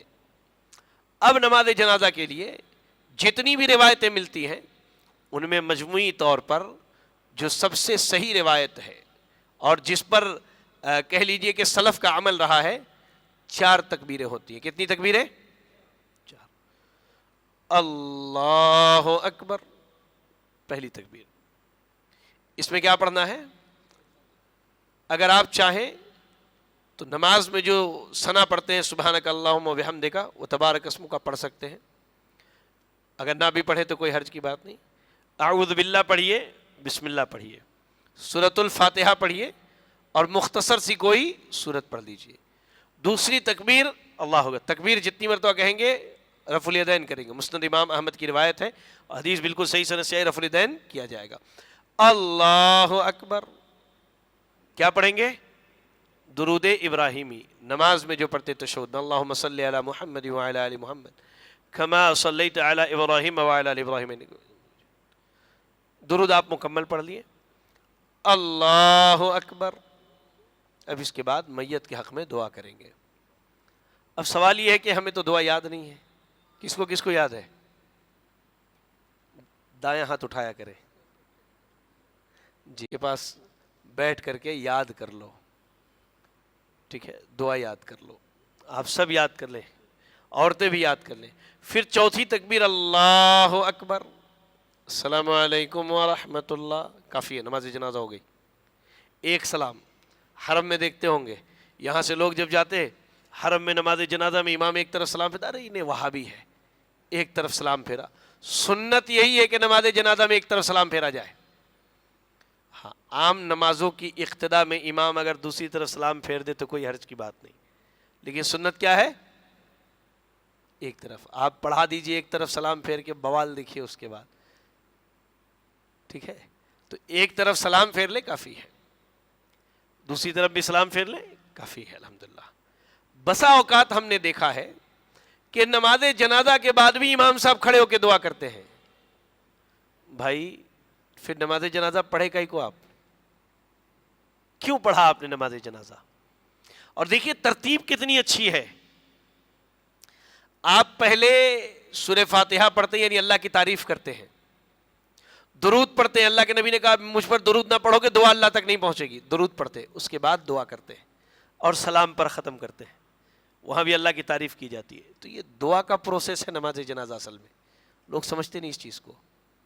اور ہم جو 5 وقتہ نماز پڑھتے ہیں یہ بھی مکمل دعا ہے, بہرحال وہ ایک الگ موضوع ہے. اب آپ نے نماز جنازہ پڑھ لی, میت کو کاندھا دیجئے, میت کو جتنا جلد ہو سکے قبرستان کی طرف لے کر کے جائیے. آپ یقین جانیں میں حرم میں ہم نے دیکھا ہے کہ آپ اگر سوچیں گے کہ میں کاندھا دے دوں, وہ تیر کی طرح لے کر کے نکلتے ہیں قبرستان کی طرف جنازے کو, ایک دم زٹ تیزی سے جاتے ہیں. یہی سنت ہے, تیزی سے جائیے آپ. جنازہ لے جا کر کے آپ قبرستان میں رکھیے, قبرستان میں آپ نے رکھ دیا, قبر تیار ہے, قبر جو ہے تیار ہے. تو مثال کے طور پہ قبر ایسے ہے, قبلہ ادھر ہے تو قبر ایسے ہے, یہ سر اور یہ پیر, تو پیر کی طرف سے میت کی لاش کو اتاریں گے. کیسا اتاریں گے؟ پیر کی طرف سے. جب لاش کو قبر میں اتاریں گے تو یہ دعا پڑھیں گے, بسم اللہ وعلی ملت رسول اللہ صلی اللہ علیہ وسلم. یہ پڑھیں گے. کیا پڑھیں گے؟ پڑھیے بسم اللہ وعلی ملت رسول اللہ. وہاں بھی ہمارے یہاں لوگ چیختے اشہد اللہ الہ الا اللہ, اللہ کی پناہ. سنت یہ ہے یار, صحیح حدیث کے الفاظ ہے, بسم اللہ وعلی ملت رسول اللہ صلی اللہ علیہ وسلم. میت کو آپ نے قبر میں اتار دیا. اب اس کے جسم کو جو ہے, مثال کے طور پر یہ میت ہے تو اس کا چہرہ قبلے کی طرف کرنا ہے. تھوڑا سا ایسا کچ کیجئے, ایک اینٹ یہاں پر لگا دیجئے تاکہ اس کا چہرہ کہاں رہے؟ قبلے کی طرف رہے. اس کا چہرہ قبلے کی طرف رہے, ٹھیک ہے, چہرہ قبلے کی طرف ہوگا. آپ نے جو رسیاں باندھی تھی اب قبر میں ان کو کھول دینا ہے, سر, درمیان اور پیر کے پاس کا رسیوں کو کھول دینا, دھاگوں کو کھول دینا ہے آپ کو. اب اس کے اوپر جس طرح جو چیزیں رکھی جاتی ہیں رکھ دیجئے, اور لوگ مٹی دے. ہمارے یہاں مٹی دیتے وقت ایک آدمی الگ سے بازو سے آواز لگاتا, منہا خلقناکم وفیہا نعیدکم ومنہا نخرجکم تارۃ. 3 مرتبہ مٹی دینا, 3 مرتبہ پڑھنا. بسم اللہ پڑھیے, 3 مرتبہ مٹی دیجئے, کافی ہے آپ کے لیے. بسم اللہ پڑھیے, 3 مرتبہ مٹی دیجئے, کافی ہے آپ کے لیے. اب آئیے ایک اہم نقطے پر. میت کی خبر سے لے کر کے آپ مٹی تک شامل تھے, انشاءاللہ آپ کو 2 احد پہاڑ کے برابر اجر ملتا ہے. اور صرف نماز جنازہ میں شریک ہوئے, دفن میں شریک ہوئے, یا نماز جنازہ سے پہلے میت کی خبر سے لے کر کے غسل اور کفن تک شریک ہوئے, آدھا ادھر بانٹ لیجئے. اگر صرف اتنا آپ شریک ہیں تو 1 احد پہاڑ کے برابر ثواب ہے, یا ادھر سے اتنا شریک ہے تو 1 احد پہاڑ کے برابر ثواب ہے. لیکن شروع سے لے کے آخر تک ہے تو انشاءاللہ 2 احد پہاڑ کے برابر ثواب ہے آپ کے لیے. اب جو ہے میت کو آپ نے دفن کر دیا. اللہ کے نبی صلی اللہ علیہ وسلم نے فرمایا کہ اپنے بھائی کے لیے ثبات قدمی کی دعا کرو, یعنی قبر میں اس کے قدم ثابت رہے, اس کی زبان ثابت رہے, سوالوں کا جواب دے لے. تو بعض اہل علم بیان کرتے ہیں کہ آپ قبلے کی طرف اپنا چہرہ کر لیجئے اور اللہ رب العالمین سے اس کے حق میں دعا کیجئے. بعض اہل علم ہاتھ اٹھانے کی اجازت دیتے ہیں, بعض نے اس سے منع کیا ہے. آپ قبلے کی طرف بعض لوگ قبر کے راؤنڈ کھڑے ہو جاتے ہیں, وہاں الفاتحہ, اب اس کے بعد امام صاحب سورہ فاتحہ پڑھتے ہیں, قل واللہ احد, قل اعوذ برب الفلق, قل اعوذ برب الناس. اور پتہ بھائی میں کہتا ہوں کہ گھر کے جو افراد ہیں وہ خصوصی دعا کا اہتمام کریں. آپ قبلے کی طرف اپنا چہرہ کر لیجئے, میت کے حق میں دعا کیجئے, دعا کیجئے آپ وہاں پر. اس کے بعد جب آپ جانا چاہیں تو جا سکتے ہیں. بعض روایتوں میں ملتا ہے بعض صحابہ نے اپنے بچوں کو حکم دیا کہ ایک اونٹ ذبح کر کے جب تک اس کا گوشت تقسیم نہ کر دیا جائے, جتنا وقت لگتا ہے اتنے وقت تک میری قبر پر بیٹھ کر کے دعا کرنا یا وہاں رہ کر کے دعا کرنا. تو اگر کوئی وصیت کرنا چاہے تو کر سکتا ہے, لیکن یہ لازمی چیز نہیں ہے, اس لیے کہ ہمارا رب وہ نہیں ہے جو صرف قبرستان سے ہی میت کے حق میں دعا سنے. آپ کہیں بھی اس میت کے حق میں دعا کیجیے, اللہ رب العالمین سنتا ہے. تو یہ جنازے کے مختصر احکام و مسائل تھے. اگر کوئی بات آپ کو سمجھ میں نہ آئی ہے تو انشاءاللہ آپ سوال کر سکتے ہیں. جی جی اس کی دلیل موجود ہے، بعض صحابہ سے یہ عمل ثابت ہے، بعض صحابہ سے یہ عمل ثابت ہے. تو اس میں دونوں چیزیں اختیار ہے، آپ چاہے تو ان کو بہا دیں اور چاہے تو ان کو قبر میں رکھ کر کے دفن کر دیں.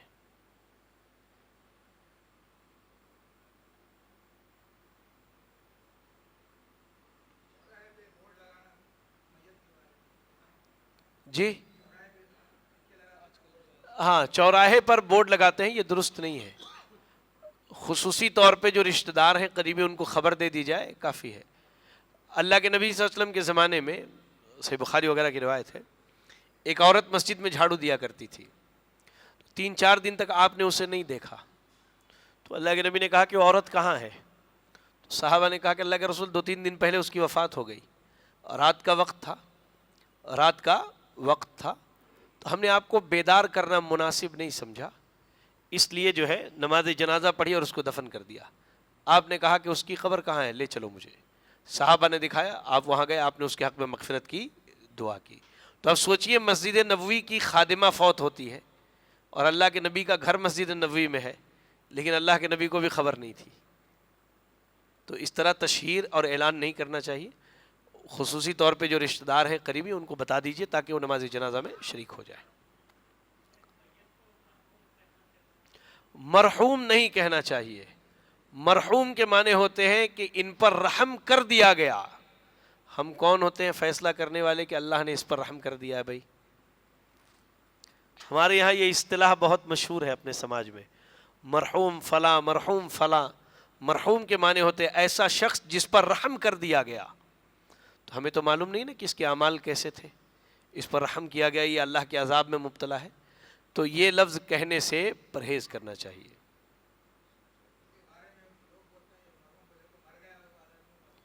نہیں نہیں، مرحوم کے معنی ہوتے ہیں وہ آدمی جس کی مغفرت کر دی گئی، جس پر رحم کر دیا گیا. ہاں اچھا، ایک سوال ہے، کوئی سوسائیڈ کر کے مر جائے اگر، تو اس کی نماز جنازہ پڑھی جائے گی کہ نہیں؟ آپ لوگوں کی کیا رائے ہے؟ بھائی میں بھی سوال کر سکتا ہوں یار، آپ ایسا دیکھ رہے ہیں. نماز جنازہ عام لوگ پڑھ لیں، خاص کر کے شیخ علاؤالدین صاحب نہیں پڑھیں، امام ہیں، سمجھانے کے لیے کہہ رہا ہوں، ٹھیک ہے.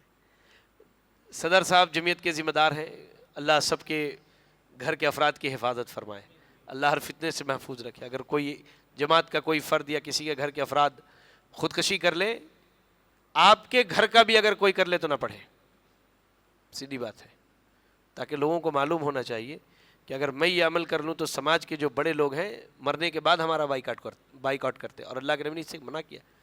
اللہ کے نبی نے نہیں پڑھا، صحابہ کو کہا کہ تم لوگ لے جاؤ جا کر کے پڑھ لو، میں نہیں پڑھتا اس کی نماز جنازہ. اس لیے جو ہے اس چیز کا خیال کہ جو بڑے لوگ ہیں جمعیت کے، جماعت کے جو علماء ہیں، جو مشہور لوگ ہیں، وہ ایسے لوگوں کی نماز جنازہ نہ پڑھے. اور علل اعلان کہے بھی کہ اس کی نماز جنازہ نہ پڑھنے کی وجہ یہ کہ اس نے خودکشی کی ہے.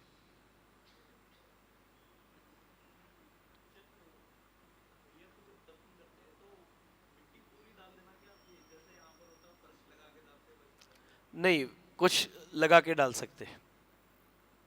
ہمارے یہاں وہ لکڑی لگاتے ہیں، اس کے بعد جو ہے کچھ چیزیں رکھ کر کے پھر مٹی رکھتے ہیں. تو ویسا ہی کرنا چاہیے، زیادہ بہتر ہے.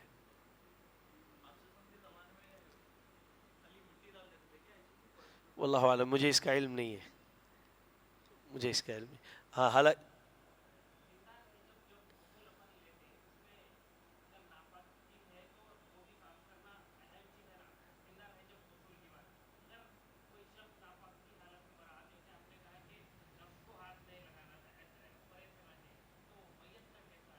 ہاں میت کے ساتھ اس کو جو آپ وضو کرا رہے ہیں تو وہ وضو ہی ذریعہ ہے اس کے پاکی کا، لیکن اس کے شرمگاہ پر ہاتھ نہیں دینا ہے. پانی مار دیے کافی ہے انشاءاللہ.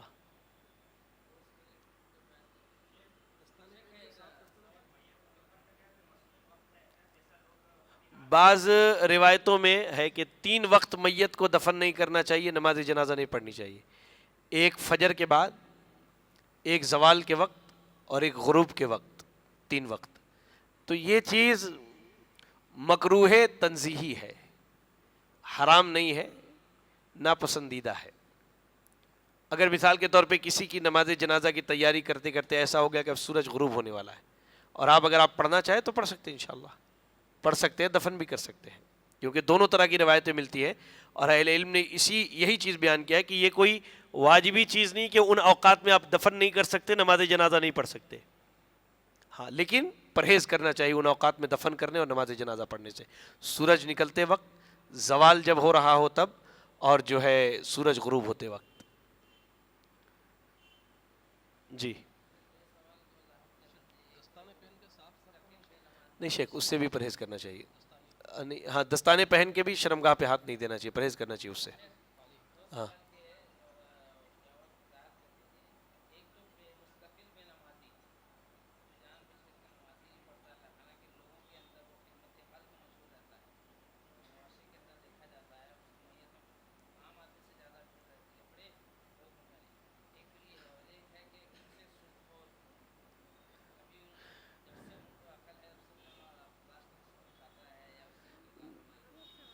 جی شکریہ۔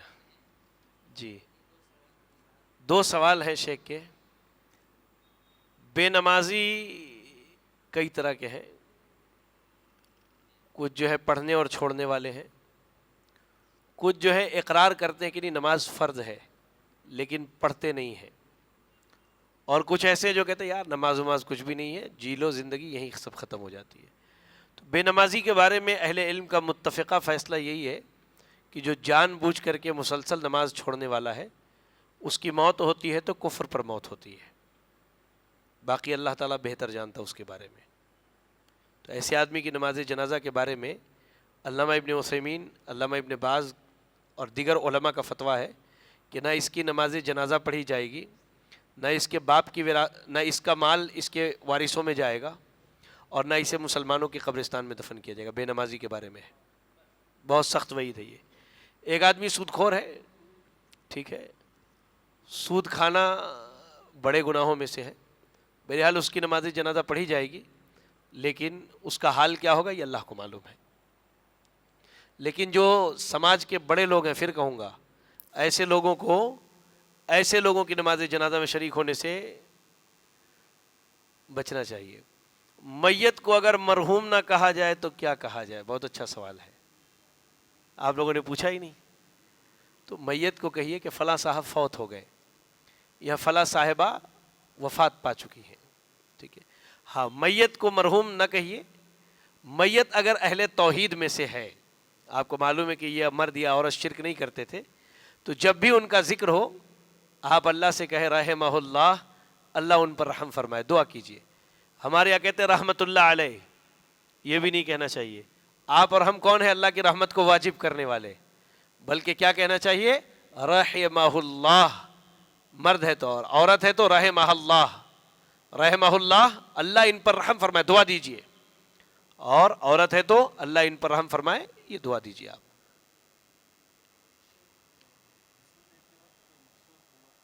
ہاں غسل دیتے وقت کوئی مخصوص دعا بسم اللہ کے علاوہ کچھ بھی نہ پڑھے، بسم اللہ پڑھیں، میت کو غسل دیں۔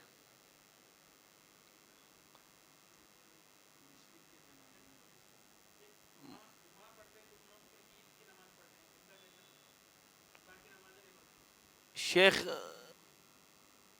ان کی بھی نماز جنازہ پڑھی جائے گی، دفن کیا جائے گا، لیکن جو بڑے لوگ ہیں سماج کے وہ شریک نہ ہوں، میں تو یہی بولتا ہوں۔ جی مشرک کی نماز جنازہ تمام اہل توحید، دنیا میں جتنے اہل توحید ہیں، یہ سارے مل کر کے بھی کسی مشرک کی نماز جنازہ پڑھے تو اللہ معاف نہیں کرے گا اس کو۔ بہرحال سماج میں رہتے ہیں تو آپ ایسے لوگوں کی نماز جنازہ میں شریک نہ ہوئیے جو شرک کرتے تھے۔ ہاں رشتہ داری ہے، تعلقات ہے، گھر جائیے، تعزیت کر لیجئے، قبرستان چلے جائیے، مٹی ڈال دیجئے اس کے اوپر، نماز جنازہ نہ پڑھیے اس کے لیے۔ اللہ نے کہا اے نبی اگر آپ کے یہ قریبی رشتہ دار ہے اور آپ 70 مرتبہ بھی اس کے لیے مغفرت کی دعا کریں گے تو اللہ معاف نہیں کرے گا۔ نبی اگر 70 مرتبہ دعا کرے تو معاف نہیں کرے گا اللہ، تو پھر ہاں آپ رشتہ دار ہے، تعلقاتی ہے، آپ جائیے تعزیت کیجئے، اس کے گھر والوں سے ملیے، غسل وغیرہ میں اگر ساتھ دینا چاہے تو دے سکتے ہیں آپ۔ جنازے کی نماز نہ پڑھے، اس کے حق میں دعا نہ کریں۔ ہاں دفن جب دفن کیا جا رہا ہے، جا کر کے دفن میں شریک ہو جائیے۔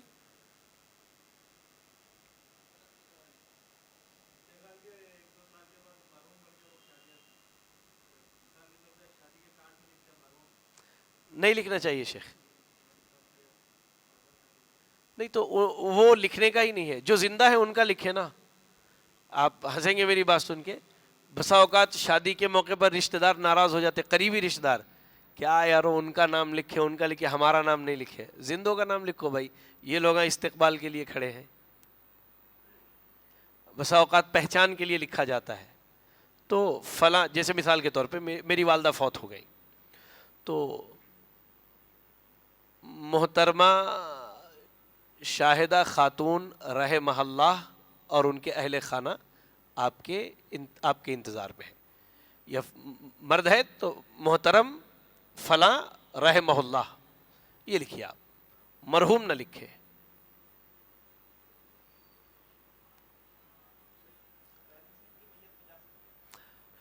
میت میں نہیں جا سکتے، میت میں جانے سے مراد یہ ہے کہ آپ ان کے گھر جا سکتے ہیں، جا کے مل سکتے ہیں، گھر کے لوگوں کو تسلی کے کلمات کہہ سکتے ہیں، لیکن اس کے پیچھے جانا، پھر شمشان میں جا کر کے اس کو جلا کے آنا، اس میں نہیں جا سکتے، اس سے پرہیز کرنا چاہیے۔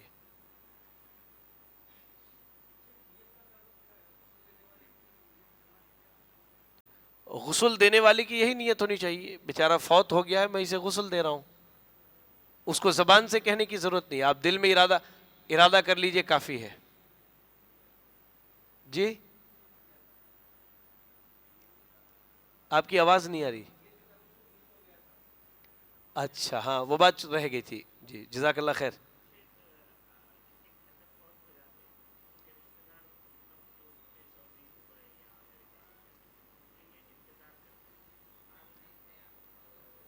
بہرحال ہاں بولیے بولیے۔ نہیں شیخ، انتظار نہیں کرنا چاہیے، کوئی بھی ہو، آنے والا آ کے کیا کر سکتا ہے یہ بتائیے مجھے، ایک سوال ہے، کیا کر سکتا ہے وہ؟ تو جہاں ہے وہاں سے دعا کرے، ہاں آئے اپنے گھر کے لوگوں سے ملے، گھر کے لوگوں کو تسلی دے کلمات کے، لیکن میت کو رکھ کر کے انتظار کرنا یہ شرعاً ناجائز ہے۔ وہ کبھی بھی آ کے پڑھ سکتا ہے، جیسے اللہ کے نبی صلی اللہ علیہ وسلم اس عورت کی نماز جنازہ 2-3 دن کے بعد پڑھتے ہیں جا کر کے۔ آپ قبرستان میں نماز جنازہ ادا کر سکتے ہیں، قبر کے پاس مرد ہے تو سر کے پاس کھڑے ہو جائیے، عورت ہے تو کمر کے پاس درمیان میں کھڑے ہو جائیے، یا آپ اپنی مسجد میں ہیں، یہاں اللہ اکبر نماز جنازہ کی نیت سے کھڑے ہو جائیے، نماز جنازہ ادا کر لیجئے، کہیں بھی پڑھ لیجئے آپ۔ ہاؤ غائبانہ نماز جنازہ کی دلیل ہے، اسحمہ نجاشی جو بادشاہ فوت ہوا تھا، اللہ کے نبی صلی اللہ علیہ وسلم نے اس کی نماز جنازہ پڑھائی۔ بعض لوگ کہتے ہیں کہ یہ اسی کے ساتھ خاص تھا، خاص ہونے کی کوئی دلیل موجود نہیں ہے، عام ہے وہ حکم۔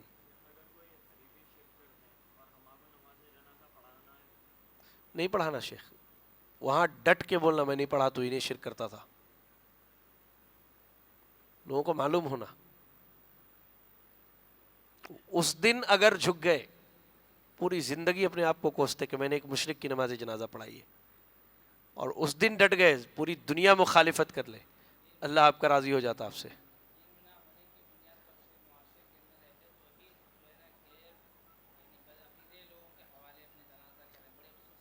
ہاں بالکل، اس سے بچنا چاہیے۔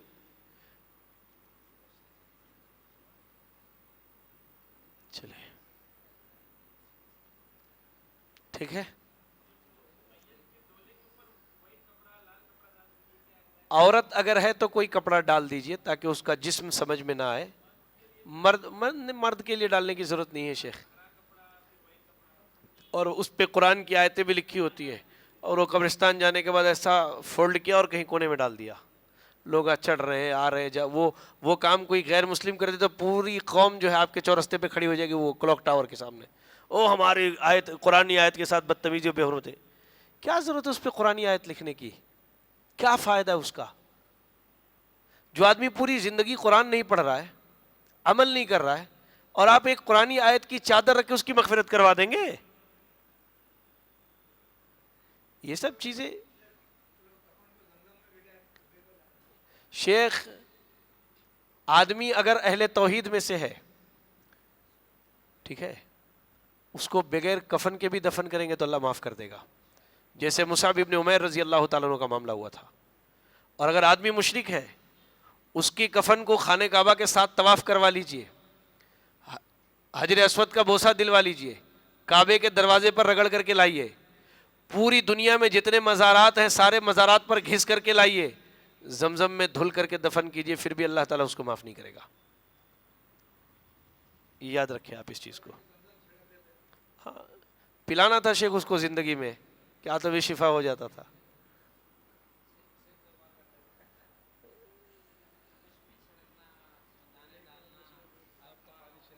ہاں شیخ، کچھ لوگ دم کر کے پانی چھڑکتے، کچھ لوگ جو ہے مرنے کے بعد وصیت نامہ لگاتے ہیں، عہد نامہ۔ ارے فرشتے کو اتنی فرصت ہے آ کے انہیں پڑھتا کہ کس پیر کے ہاتھ پہ مرید ہوا تھا، پتہ نہیں اس کے پیر کی کیا حالت ہے اور اس کے مرید کی کیا حالت ہونے والی ہے۔ یہ سب جہالت کی چیزیں۔ بعض لوگ سینے کے اوپر رکھ دیتے شجرا، کلمہ لکھ دیتے، یہاں پہ لا الہ الا اللہ لکھتے، فرشتہ آ کے اس سے پوچھے گا، فرشتہ آ کے پڑھے گا نہیں، وہ گونگا بھی ہوگا تو قبر میں بات کرے گا وہ۔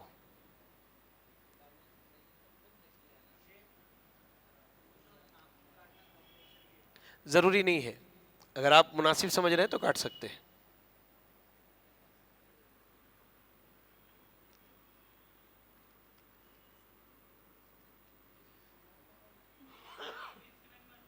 جی خوشبو ڈال سکتے، ہاں ڈال سکتے انشاءاللہ، حرج کی بات نہیں۔ کفن میں بھی، کفن پہ بھی ڈال سکتے، قبر میں بھی ڈال سکتے انشاءاللہ۔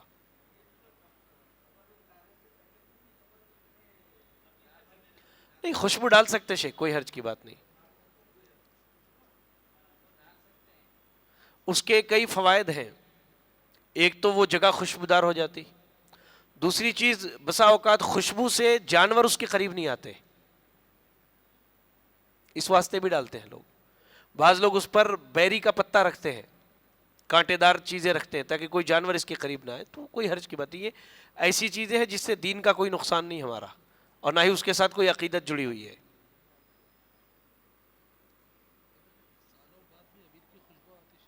ہاں خوشبو آتے رہتی، اس سے حرج کی بات نہیں۔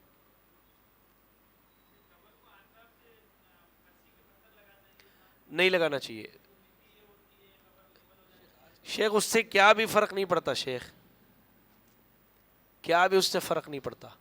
سر کے پاس ایک پتھر رکھ دیجئے، لوگوں کو سمجھ میں آئے کہ یہ قبر ہے، کوئی اس پر چڑھ کے نہ جائے۔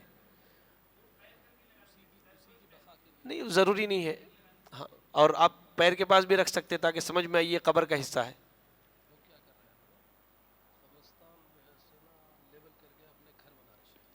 یہ بعض شیخ پہلے یہ ریکارڈنگ نکال دیں جو میں بول رہا ہوں، نہیں یہ چلنے دیجیے، آپ ایڈیٹنگ میں نکال دیں۔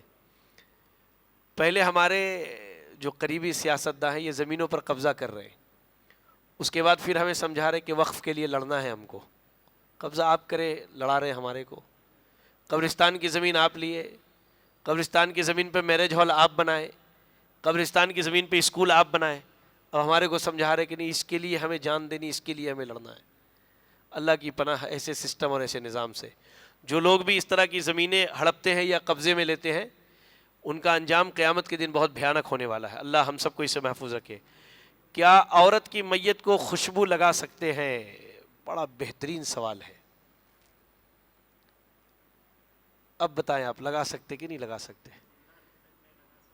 جب عورت زندہ رہے وقت خوشبو نہیں لگا سکتے تو مرنے کے بعد کیسے اس کی لاش کو جو ہے خوشبو لگائی جائے؟ ٹھیک ہے، نہیں لگا سکتے میری بہن، اس سے پرہیز کرنا چاہیے۔ اور زندہ میں بھی چاہے وہ کوئی پاؤڈر استعمال کرتی ہو جس سے خوشبو آئے، وہ پاؤڈر نہیں لگانی چاہیے۔ ایسا صابن جس کی خوشبو جسم میں باقی رہے، وہ صابن استعمال نہیں کرنا چاہیے، اور عام پرفیوم وغیرہ تو لگا کے جانا ہی نہیں باہر۔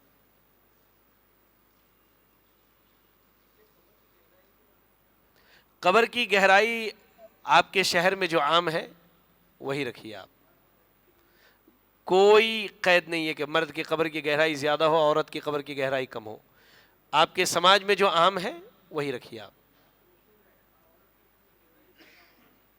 اس کو پہلے جہنم پہنچانا ہے، وہیں سے وہیں چلی جانا. یہ جہالت ہے لوگوں کی. مرد اور عورت دونوں کی قبر برابر ہونی چاہیے. جو آپ کے سماج میں عام ہے یہ چیزیں عام ہیں بالکل. چلے ٹھیک ہے، جزاکم اللہ خیر. اللہ آپ سب سے راضی ہو جائے. اللہ آپ سب کا یہاں بیٹھنا اور اکٹھا ہونا قبول فرما لے. آمین. جزاکم اللہ خیرا. السلام علیکم ورحمۃ اللہ وبرکاتہ.